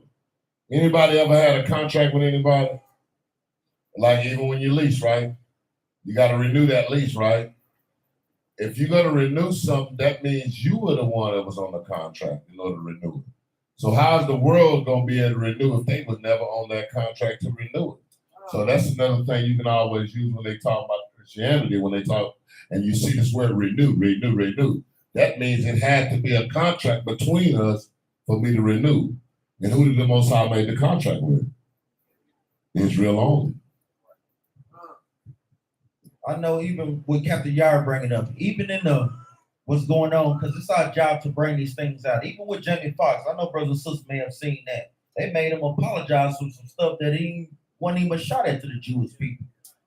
That's a shot to do what? Tell you so-called celebrities, y'all better shut the hell up. And guess what? They doing a good job of that thing too, man. Because they scared of Esau. They looking at things corner. I'm pretty sure he got enough money to survive without even having to act anymore. Reason why they do that, because they conform to this world, man. That's the whole point. Let's go to the book of Exodus, chapter 17 and verse 16. These things are spiritual. When brothers and sisters read these things, we were going to constantly be what? At odds with Esau continually. Exodus chapter 17 and verse 16.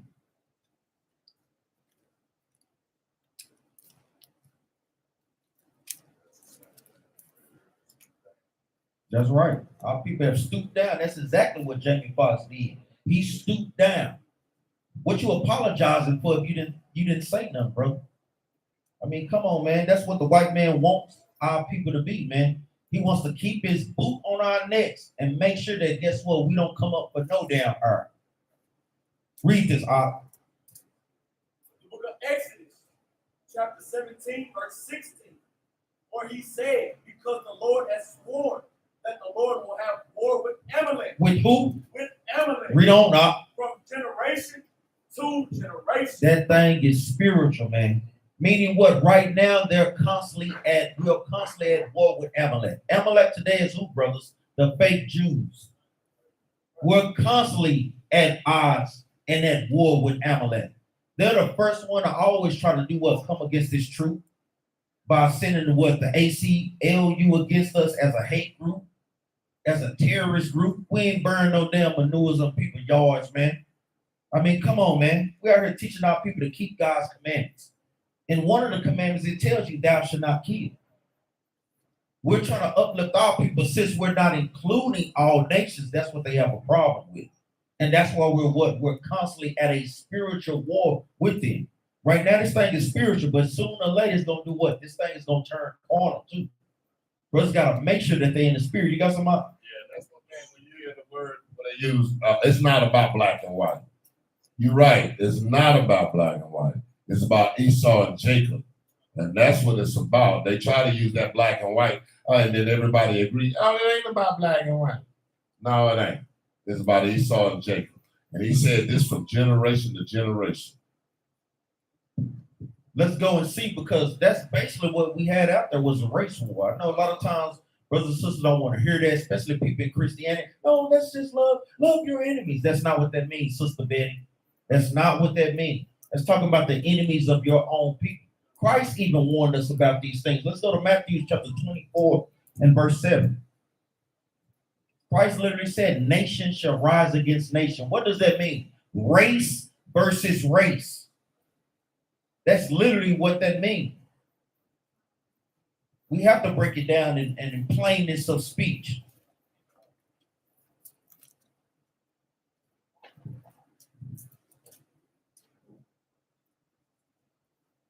You got that out? Read that. Look at St. Matthew chapter 24, verse 7. For nation shall rise against nation. What is that? That's going into race versus race. Christ was warning us about these things in the last days. Read on up. And kingdom against kingdom. And kingdoms against kingdom. You got the kingdom of Russia versus the kingdom of America. You got the kingdom of China versus what? America. Everybody is versus America.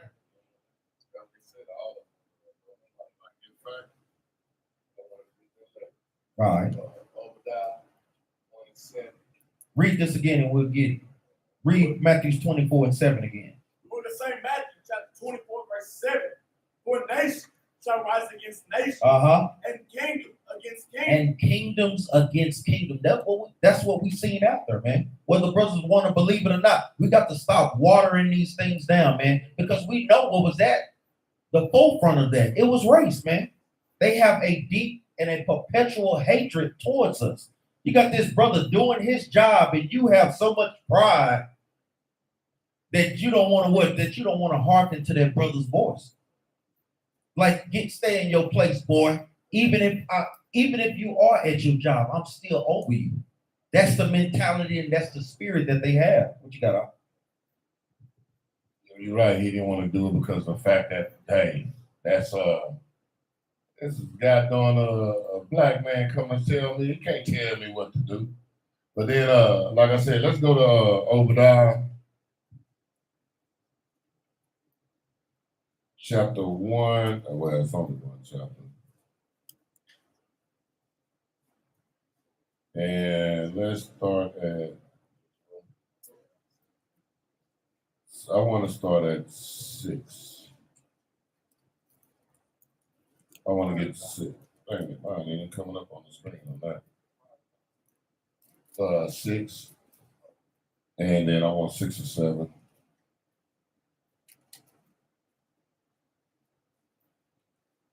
Book of Obadiah, chapter 1, verse 6. How are the things of Esau searched out? How are his hidden things sought up? All the men of thy confederacy have brought thee even to the border. All of the men of thy confederacy, everybody that made it was in bed with Esau. All of them were doing what now? Turning on him. Go ahead. The men that were at peace with thee Uh-huh. have deceived thee. And what? Have deceived. The men that were at peace with them have deceived them. You got to understand, I don't know if y'all been paying attention to the new brick now. They done took almost every country in Africa now has turned their back on the United States and went against all of their policy.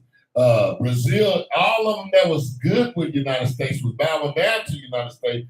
The confederacy that they had have turned against them. This is Bible prophecy. What's going on? When you're looking at what's going on in the world, that's what I said. Y'all need to be keeping up. I don't watch the news, but you always on Facebook though. Y'all better start keeping up with what's going on around the world. These are biblical prophecies. Go ahead. The men that were at peace with you have deceived you Uh-huh. and rebelled against you. And what? And have rebelled against you. If y'all don't know, in Alaska, right at the borders of Alaska, y'all know China and Russia got ships sitting right there, right across the street from us. They ain't all the way over there no more. See, we ain't never seen the real what you call them ships? With nuclear power ships right here. Right, they ain't born that no more. They sitting right now at Japan. And just like you said, nation against nation. That's Ammon against who? Moab. We right here. No more of that no more. In Belarus, Russia just did what? Brought in that Satan too. Guess where it's sitting? It's not in Russia no more. I don't know if y'all know the map, but Belarus is right there, and it's got 4 UN nations that surround Belarus right there. And they done took the missiles out of Russia, brought them right to the EU's border. And these are the things that are going on. Y'all need to look at a map. I love maps. So always be looking at your globe. If you don't know the map, don't just look at the United States. Y'all should know everything in the United States should. Look around the world and see what's going on and start marking these things and y'all can see what's really happening. Don't look at us to tell you everything. Y'all need to be looking at this yourselves and making sure you're keeping up. Let's go back to Matthew chapter 24, verse 7. Matthew 24 and 7. Because like we said, Christ warned us of these things. So we're what? So we're not caught off guard. Especially brothers and sisters that are diligent in the truth. We see that as a what? Fulfillment of prophecies. You know, and this should assure you of your faith in this truth when you see these things transpiring in the world, man. What you got, I had another precept on 2 Chronicles 15:6.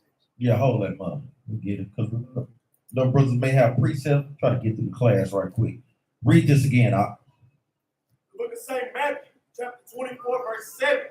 For nation shall rise against nation, and kingdom against kingdom. Race versus race, read on. And kingdom against kingdom. So it didn't say on a small level or on a grand scale level. So brothers and sisters have to measure the times. It's going to be what? Both. So you see that as a small act, but that thing could get what? On a grander scale. And it is going to get on a grander scale. Read on. And there shall be famines and pestilence and earthquakes in diverse places. These are other signs that the Most High God is showing us, that Christ is showing us. Is that it on that?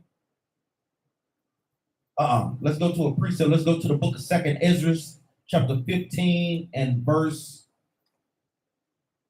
Who know the precept? Yeah, you can pull that, but we're going to start up in verse 15. But you can literally go 2 Ezra chapter 15, verses 15 through 20.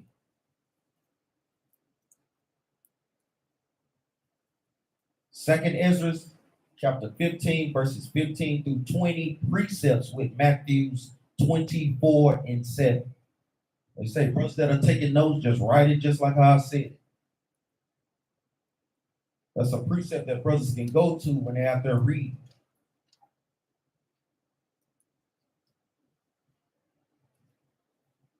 Give brothers and sisters a chance to write it down. Second Ezra chapter 15, verse 15 through 20, precepts with Matthews 24 and 7. So you will write that in Matthews 24 and 7, then go to Second Ezra and write that, the opposite. So you can have both of them in your Bible. You get to read this off. Look at 2 Ezra, chapter 15, verse 15.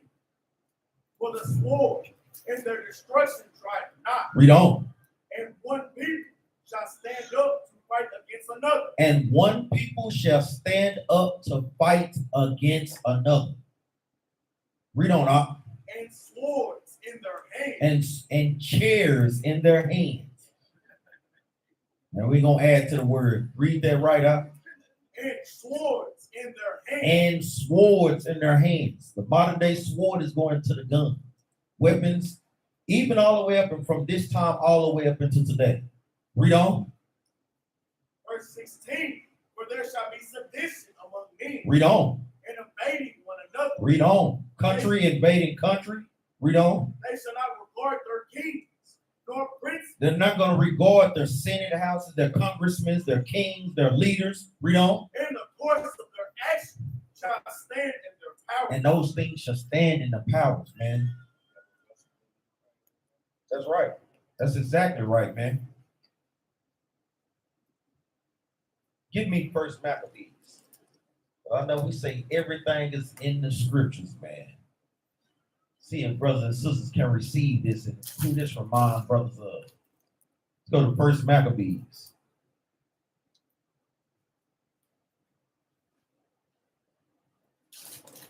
First Maccabees chapter 9.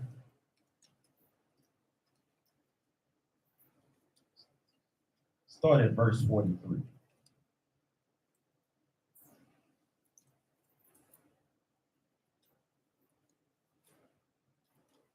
Book of First Maccabees, chapter 9, verse 43. This is going into what? The history of the Maccabees.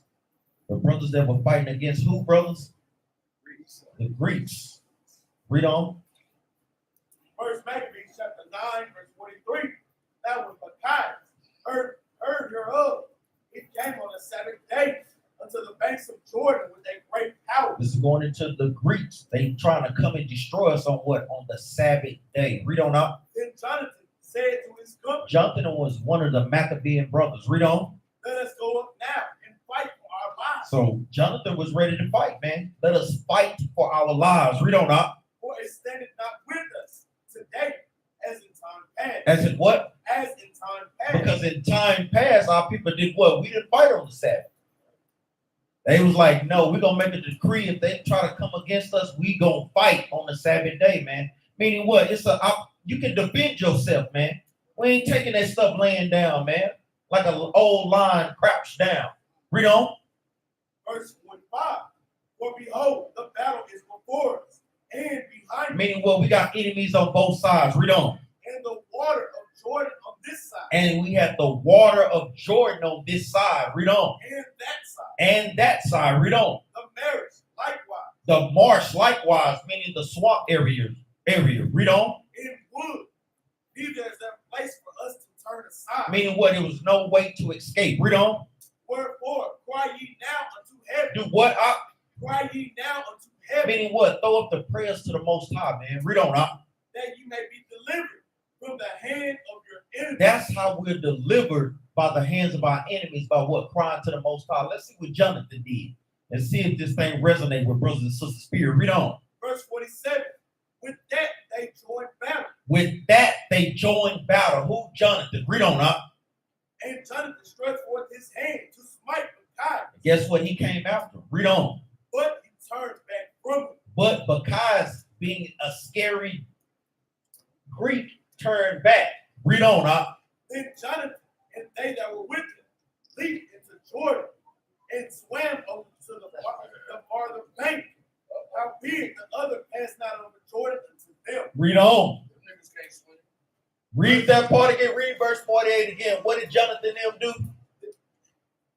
And then Jonathan and they that were with him leapt into Jordan. Leaped into Jordan. Talking about the Jordan River. What did that brother do? What you call that brother twin? Cuba good swimmer. Scuba good whatever. Say it again, brother. For real. Read on. Then Jonathan and they were with him leaped into Jordan and swam over the further bank. Jonathan and them leaped into the bank to do what? Go help their brothers fight, man. Read on, Howbeit the other Read on. unto them. So there were slain of Micaiah's side that day about 1,000 men. About a who? About 1,000 men. That's because the Most High God did what? Stirred up Jonathan's spirit, man. And his brother leaped into the Jordan to go what? Help his brothers fight, man. Same thing that what we see with that brother, man. We say talking about Negroes can't swim. Hey, I'm one of them. But guess what? The Most High God put the spirit on me. I might become a black Aquaman. Hey, the brothers and sisters up in there and they need some help. Hey, Lord, I'm gonna throw up my hands just like Jonathan did. Lord, give me the knowledge and the spirit of a swimmer, of a fish. I already know. I know you're teaching ox now. But that thing right there is powerful, man. Showing our people, guess what, had that same spirit back in the day. This same spirit. You never know what spirit is in brothers and sisters, man. You never know. You got something out? Even that brother that swim, man, I don't give a dang how great you are. Swim with some Timberlands and some pants, boy. Hey. That ain't no easy thing to do. That's why they give you them fins on you. It makes it easy. But that right there, then you know, folks, I had a spirit on that brother to get over there, man. He did. Then to pull himself out of there, you know, because I ain't gonna lie, I'd swim over there. I'd have to sit down about 5-10 minutes before I got to fight. He come right out that water ready to do something. And another beautiful thing was that the sisters was cheering them on too, man. You had that amongst the sisters, man. Sisters being out there, guess what? With the prophets cheering them on in battle, man. Like we say, we got to have sisters with our backs. We sisters do it on a spiritual level by doing what? Sharing videos, letting people know, being an example, wearing your dresses, staying in order. Guess what? Having discipline of y'all mouths. Being good wives, knowing your roles, man. Don't think that sisters don't see that countenance on y'all when y'all doing these things. And guess what? Don't think that sisters can't see when y'all faking the funk either. Yeah, that sister just in there for this and that. She's not truly in there. I see that sister at the job talking this, talking that. But she ain't no Israelite like how she claimed to be. Don't think that people don't see that on y'all too. Most like God put spirits on people to see the good and the bad in you as well. People that's not in the truth. So never forget that, man. Let's go to the book of Micah, chapter 5 and verse 7.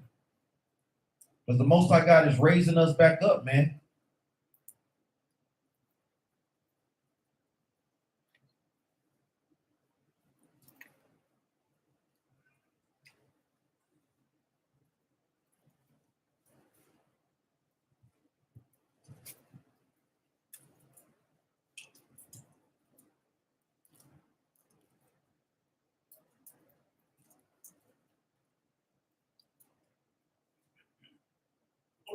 Micah chapter 5, verse 7.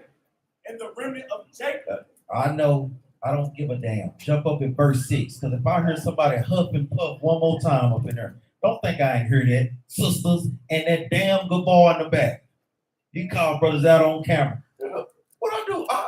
What you always do. Scratch it out.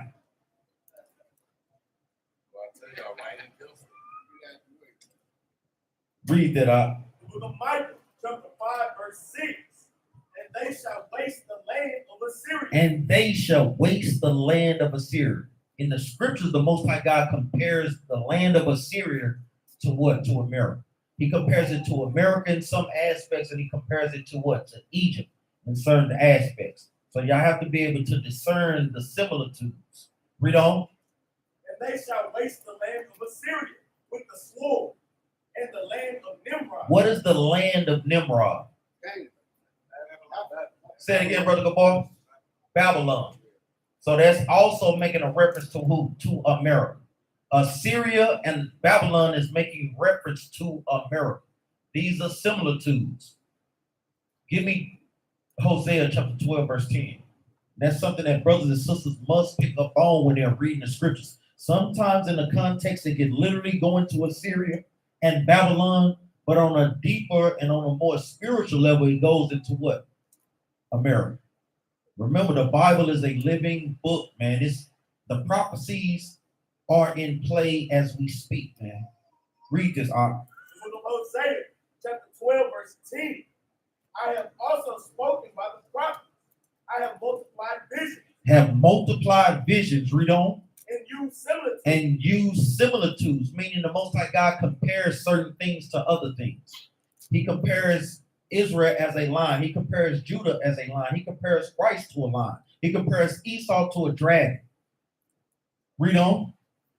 By the ministries of the prophet. The Most High God uses similitudes, comparing and using analogies and metaphors. Do brothers and sisters understand that? Read on. Is that it on that? Let's go back.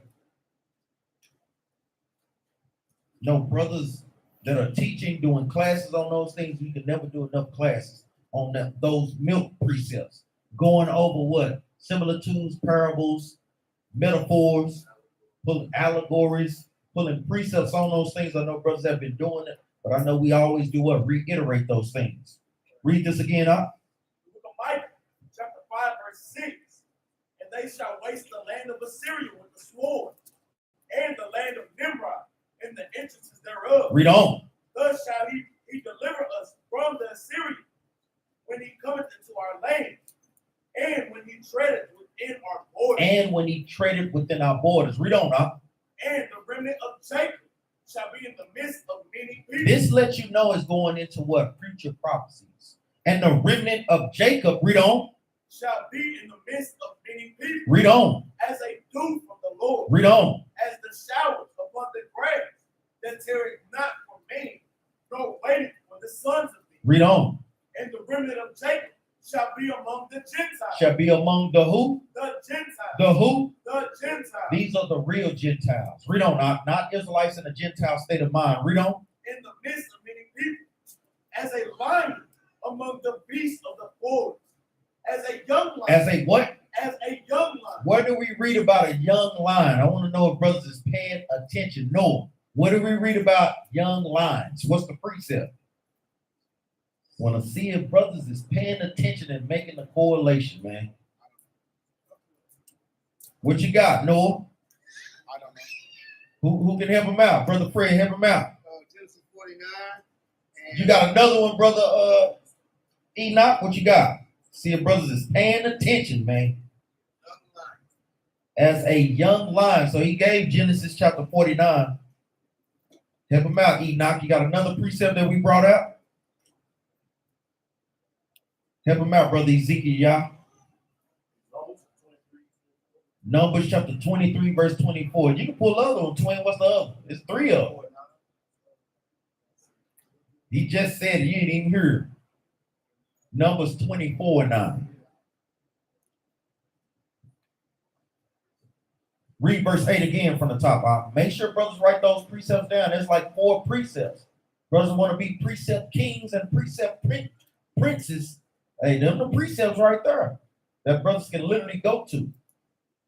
You got Numbers 24, 23, and 24. Numbers 24 and verse 9.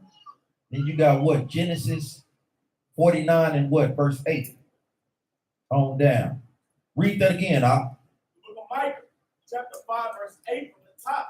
And the remnant of Jacob shall be among the Gentiles, in the midst of many people, as a lion among the beasts of the forest. As a young lion. As a young lion. Y'all know when the lion come through, man, everybody moves out the way. All the beasts of the field get the hell on, man. Hey, you see a pride of lions take down a what? Take down a damn elephant, man. When they what? When they working in unity, man. Read on, huh?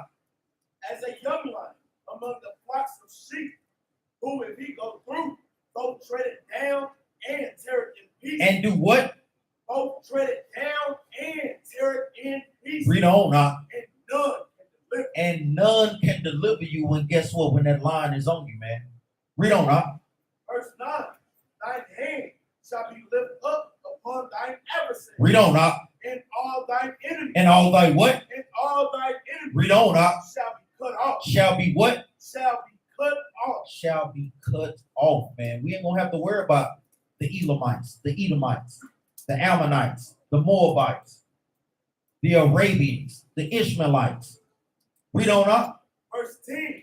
And it shall come to pass in that day, said the Lord, that I will cut off thy horses out of the midst of thee, and will destroy thy chariots. Going into these other nations, their inventions. Read on up. And I will cut off the cities of thy land, and throw down all thy stronghold. Read on, Doc.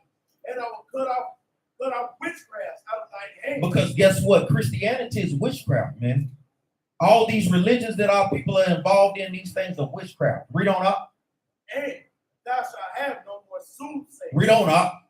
Thy graven images also will I cut off, and thy standing images out of the midst of thee. So then guess what? That big image of Jerubbaal that's in Brazil, right?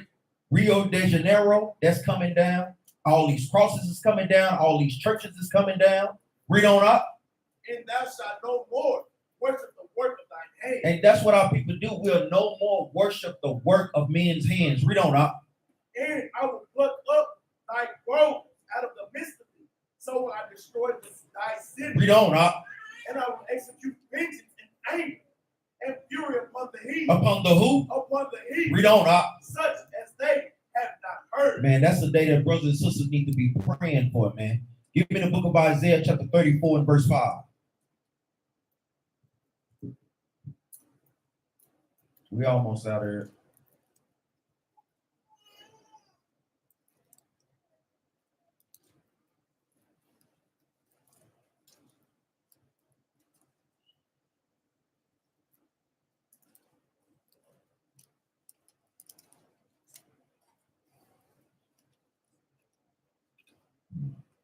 Read that out.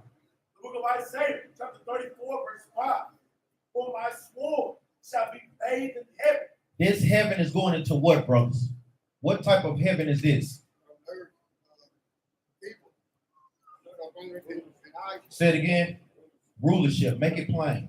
This heaven here is talking about rulership. You have many different types of heavens.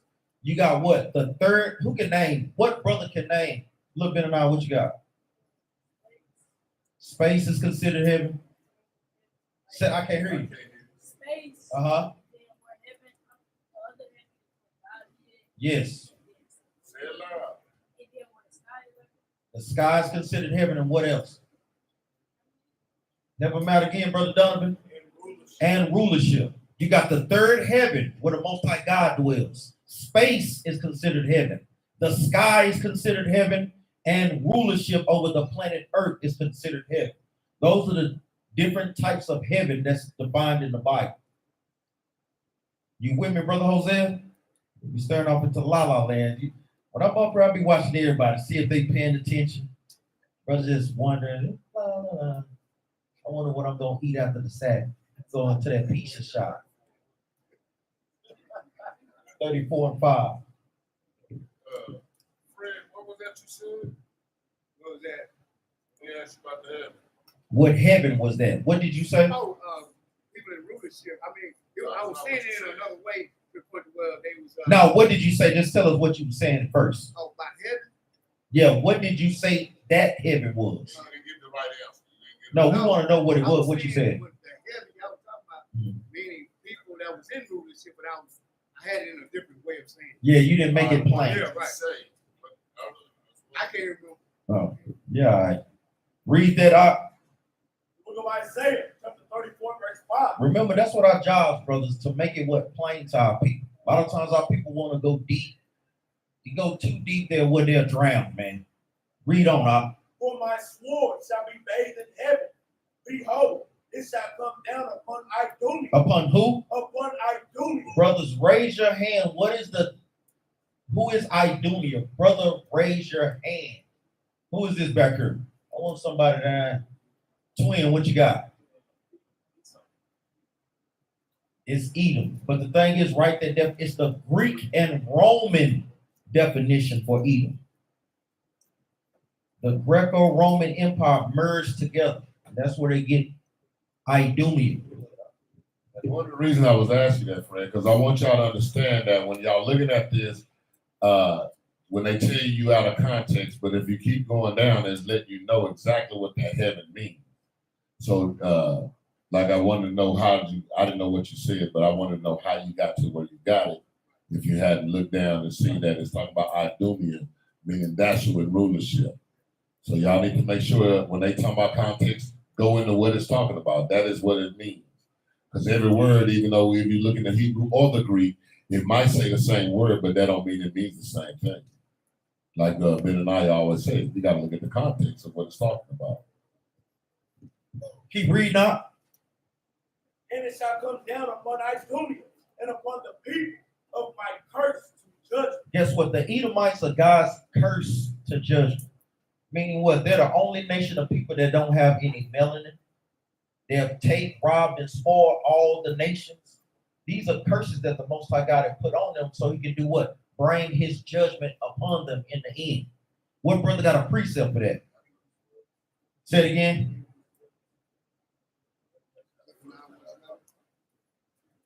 Let's go to the book of Ezekiel 25 and 12.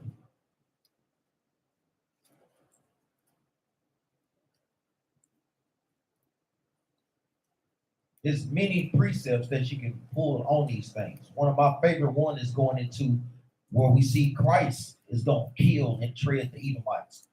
Yes, sweet baby Jesus is going to kill a lot of Edomites. And these are the precepts that they do not like to read in the scriptures, man. Yes, he is, and Isaiah prophesied about those things. And that's where you get a Christian apologetic. Well, what did Christ prophesy? Go to Isaiah 63. When has this been fulfilled? And you got them. That's what brothers have to learn prophecies when it comes to teaching. Read this out.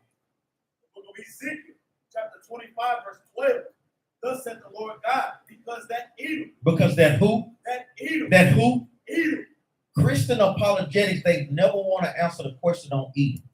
You constantly see Edom throughout the scriptures and how the Most High God have always had the prophets do what? Bring judgment upon them. You always see a damnation concerning Edom when you read Jeremiah 49, when you read Isaiah 63, when you read Revelation chapter 3, verse 9.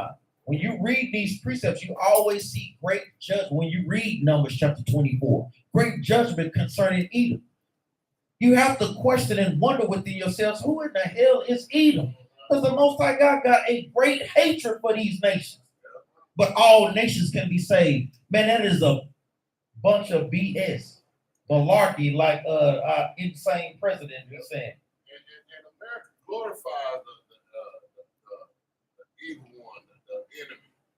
In all of everything they do, no matter Superman, he got a Lex Luthor. Everybody got an enemy, they glorify that enemy. Then we got the Bible, the biggest enemy in the Bible. You know here, nothing about it. Nothing. Because they can't. Because that means if they start saying something about Edom, you might just start going to look at who is Edom. You gotta be some Edom. You might start looking in the Bible. You just might read about it. That's right. Keep reading now. You got some up? What the hell are they doing? Asking questions or scoffing? Read verse 12 again, huh? Verse 12 from the top. Thus said the Lord God, because that Edom had dealt against the house of Judah by taking vengeance and had greatly offended and revenged himself upon them. Therefore, thus said the Lord God, I will also stretch out my hand upon Edom. Upon who? Upon Edom. Read on, huh? And will cut off man and beast from it. Read on, huh? And I will make it desolate from Edom. And they of the land. These were some of the most popular cities in the land of Edom. Read on. And they, it's like and they of the land shall fall by the sword. Uh-huh.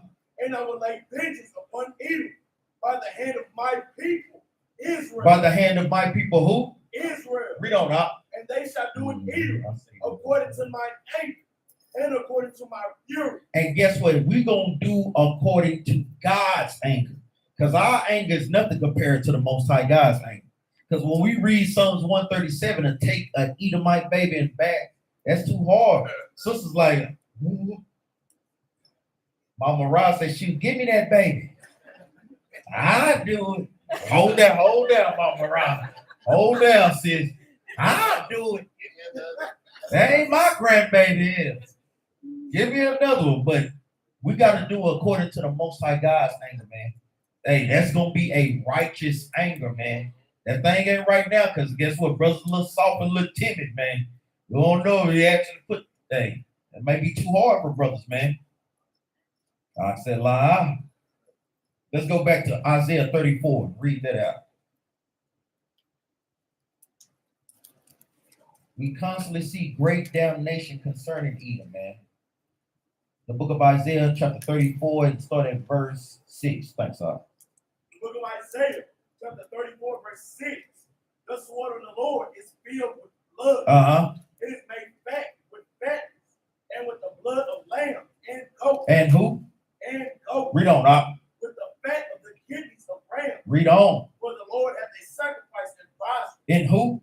In Basra. Any brother know what Basra is? That's what brothers have to understand. What you got, Ezekiel, y'all? It's the capital of Edom. Spiritually today, it will be what capital? Washington, D.C. Spiritually, it will be Washington, D.C. Read on, Doc.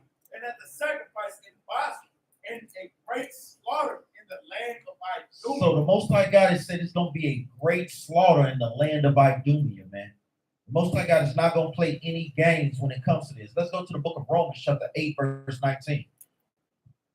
Just like we said, that's why we have no time to play. Brothers have to, guess what, be in the spirit. Sisters have to be in the spirit of these things. And guess what? We'll be catching a sword in that day as well.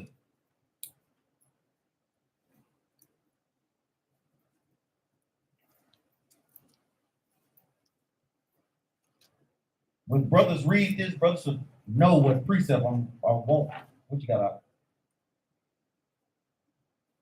Yeah, I know this. I'm not sure about you, so Ezekiel. I know Captain Yara love Ezekiel 25 and 14. Read Romans chapter 8 and verse 19. Brothers should know where I'm going with this. The brothers in the spirit, read this out. The book of Romans, chapter 8, verse 19. For the earnest expectation of the creature, waiting for the manifestation of the sons of God. For the creature was made. Hold up, read that part again. Read verse 18. Yeah, verse 19. Slocky. For the earnest expectation of the creature, waiting for the manifestation of the sons of God. What precept do I want out of that, brothers? What precept? I mean, what word? I'll put it that way. What you say? The creature. Damn it, brothers. We still ain't in the spirit together, man. What you say, Ehud? What you say, Restop? But what's the point that I want? Say the point. I don't know, is it? You say, yeah, the sons of God. Because that's always the thing. Who is the sons of the Most High God? That was Luke 3 and 38. Brothers should know, like I said, when brothers not answering that, because I'm going to tell you, when captains are pulling this, I automatically know what precept brothers should go to. That's when you know you truly in the spirit with brothers, man. Like, damn, I know what he want up out of that. Brothers should be familiar with how brothers teach. I know this brother love this precept, that precept. That's where you start to really grow in the spirit, man. Yeah, boy. Get behind me. Y'all, he already know he got the full mind already. Just lined up. Yeah, you know what I'm saying. Let's see who the sons of God is, because guess what? Christians struggle with this. They think and they have no discernment between spiritual and flesh. It's going into the sons of God, meaning the Israelites that are in the spirit. It's not talking about other nations. It's only one sons of God, man. Let's get that. Go to the book of Luke, chapter 3, verse 38. The book of St. Luke, chapter 3, verse 38, which was the son of Edom, which was the son of Seth, which was the son of Adam, which was the son of God. So this is literally going through the lineage from Adam to Israel backwards. And it literally showed you that the Most High God had a chosen lineage from Adam that he dealt with, that they were what? The sons of God. What brother got another precept? What you got? What you got, Lance? Let me hear y'all. Genesis 5 and 4, or Hosea 1 through 10. Yeah. All praise, Brother Renard Crunk on that. I got that one. All praise. Our brother should be excited about that. Genesis 5 is a great, that's a great chapter to go to. After you take it to Luke 3 and 38, your next precept should be Genesis chapter 5. Why? Because who were named in Luke 3 and 38? Enos, Seth, Adam. Taking to Genesis chapter 5, you see see that bloodline that the Most High God was going through. That same bloodline that he chose, that chosen bloodline. That's right. You see Seth, you see Edom. That's right. Right? But like I said, that's another good piece of Hosea 1:10. Then what else? What other precept? There's one more. Kate, what you doing? Raising your hand? You got a precept? Put your damn hand down there. Well, I call on you. I know Kate be back there read. Shit, no. What? You think? I don't like thinking, man. Tell us what it is. All praise, Officer Kingdom. Let's go to Hosea 1:10, then we'll go to Wisdom of Solomon 18 and 15. Brothers got to have them things lined up. I'm yelling out wrong answers. Brothers been here 20 years. I'll be all over E-Hood ass, man. Read this, Op. Book of Hosea, chapter 1, verse 10. Yet the number of the children of Israel shall be as the sand of the sea, which cannot be measured nor numbered. Read it on, Op. And it shall come to pass that in the place where it was said unto them, ye are not my people, there it shall be said unto them, ye are the sons of the living God. It says, and it shall come to pass that in that place is over here in America, where it was said unto them, ye are not my people. We're not called God's people because they call us what? American blacks, Negro, Latino. That's how we're not God's chosen people. But it says, there it shall be said. How is it there said? Meaning we're out there teaching our people that no, you are from the tribe of Judah, of the nation of Israel. No, you are from the tribe of Issachar, from the tribe of Naphtali, from the tribe of Ephraim. Let's go to the book of Wisdom of Solomon 18 and 15.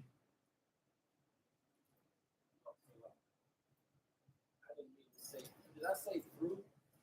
Now, you all right. You just keep it there. Then again. 13. Thanks. And hold on, and look, y'all said this.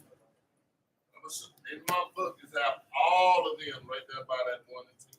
Well, do. Guess what? I didn't have it, so now I'm finna put it. Like we say, shoot, Captain be up here taking notes as well. Y'all think we ain't gonna take no notes? Hey, get this precept, man. That's why I'm glad sometime I get a new Bible, because I gave my other one. I wish I had done that. But hey, it makes me have to go back and redo all this stuff again. That's right. Get freshened up on it. Read that out. Wisdom of Solomon 18, 13. Book of Wisdom of Solomon, chapter 18, verse 13. For whereas they would not believe anything by reason of the enchantment upon the destruction of the firstborn. Going into what? The history and the destruction of the Egyptians. When the Most High God sent that plague through to kill all the firstborn. Read on. They acknowledge this people. They did what? They acknowledge this people. So when God killed all the firstborn of all creatures and people, read on. They acknowledge this people to be the sons of God. When that happened, they knew that we were the children of the Most High. So this is going into extensive history on Solomon, breaking it down in detail on what happened during the plagues. Because it was even taught, even with that damn Charleston Heston movie, that it was only just the firstborn. That was the firstborn of every animal and people. Meaning what? Your daughter's daughter, she firstborn. And it was killing all those generations. It wasn't nobody in that Egyptian captivity whose family hadn't died that night. So it was great mourning in that day. Let's go back to the book of Romans, chapter 8, verse 19.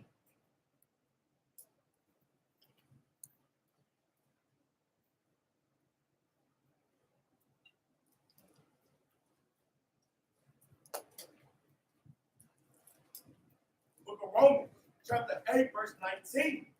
For the earnest expectation of the creature, waiting for the manifestation of the sons of God. For the expectation of the creature. Guess what? These other nations are even ready for us. All the nations that you know, you may see it on there to an extent. I'll say it like that. But we know that, guess what? When the earth is back into the hands of the righteous, guess what? Everything is going to be back in order, man. Read that part again, The book of Romans, chapter 8, verse 19. For the earnest expectation of the creature, waiting for the manifestation of the sons of God. They're waiting for the manifestation of us, brothers and sisters, man. Because the earth is going to get back in order. The animals, the atmosphere, the people, everything is gonna get back into its natural order, man.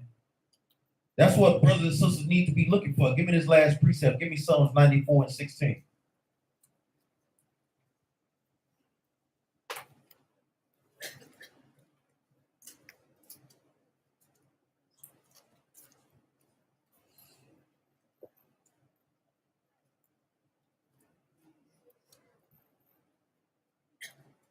The book of Psalms, chapter 94, verse 16. Who will rise up for me against the evildoer? Or who will stand up for me against the workers of iniquity? Read that again, Psalms, chapter 94, verse 16. Who will rise up for me against the evildoer? And that's what the Most High God is asking us. Who's gonna rise up for the Most High against the evildoers? Like we say, this ain't a carnal rising up. This is a spiritual rising up, man. Meaning what? Who gonna keep the commandments in spite of going through hardships? In spite of you, what? May not discommunication from your mother, or excommunication from your mother, from your father, from your grandparents, from brothers, from your sisters. Remember, Christ said he came to divide. The Bible, when you come into this truth of the Bible, it divides, man, because people are going to be on two different courses, man. You're going to want to be keeping the commandments. They're not going to want to keep the commandments. Neither will they want to be around you. They're going to keep calling it a what? A cult. Hey, well, I'm going to take my coat behind on and follow the Lord, man. It's going to be a division, but the Most High God is asking us who's going to stand up for him. Read that again. I'll read it out. Who will rise up for me against the evildoer? Or who will stand up for me against the workers of iniquity? And that's a question that the Most High God is asking each and every one of us, man. That's something that brothers and sisters got to meditate on. And with that, we give all honor and praise to the Most High. We say shalom. We always tell brothers and sisters to keep the laws, statutes, and commandments. So we always love to go to commandments. Let's go to the book of Ecclesiastes, chapter 4 and verse 9.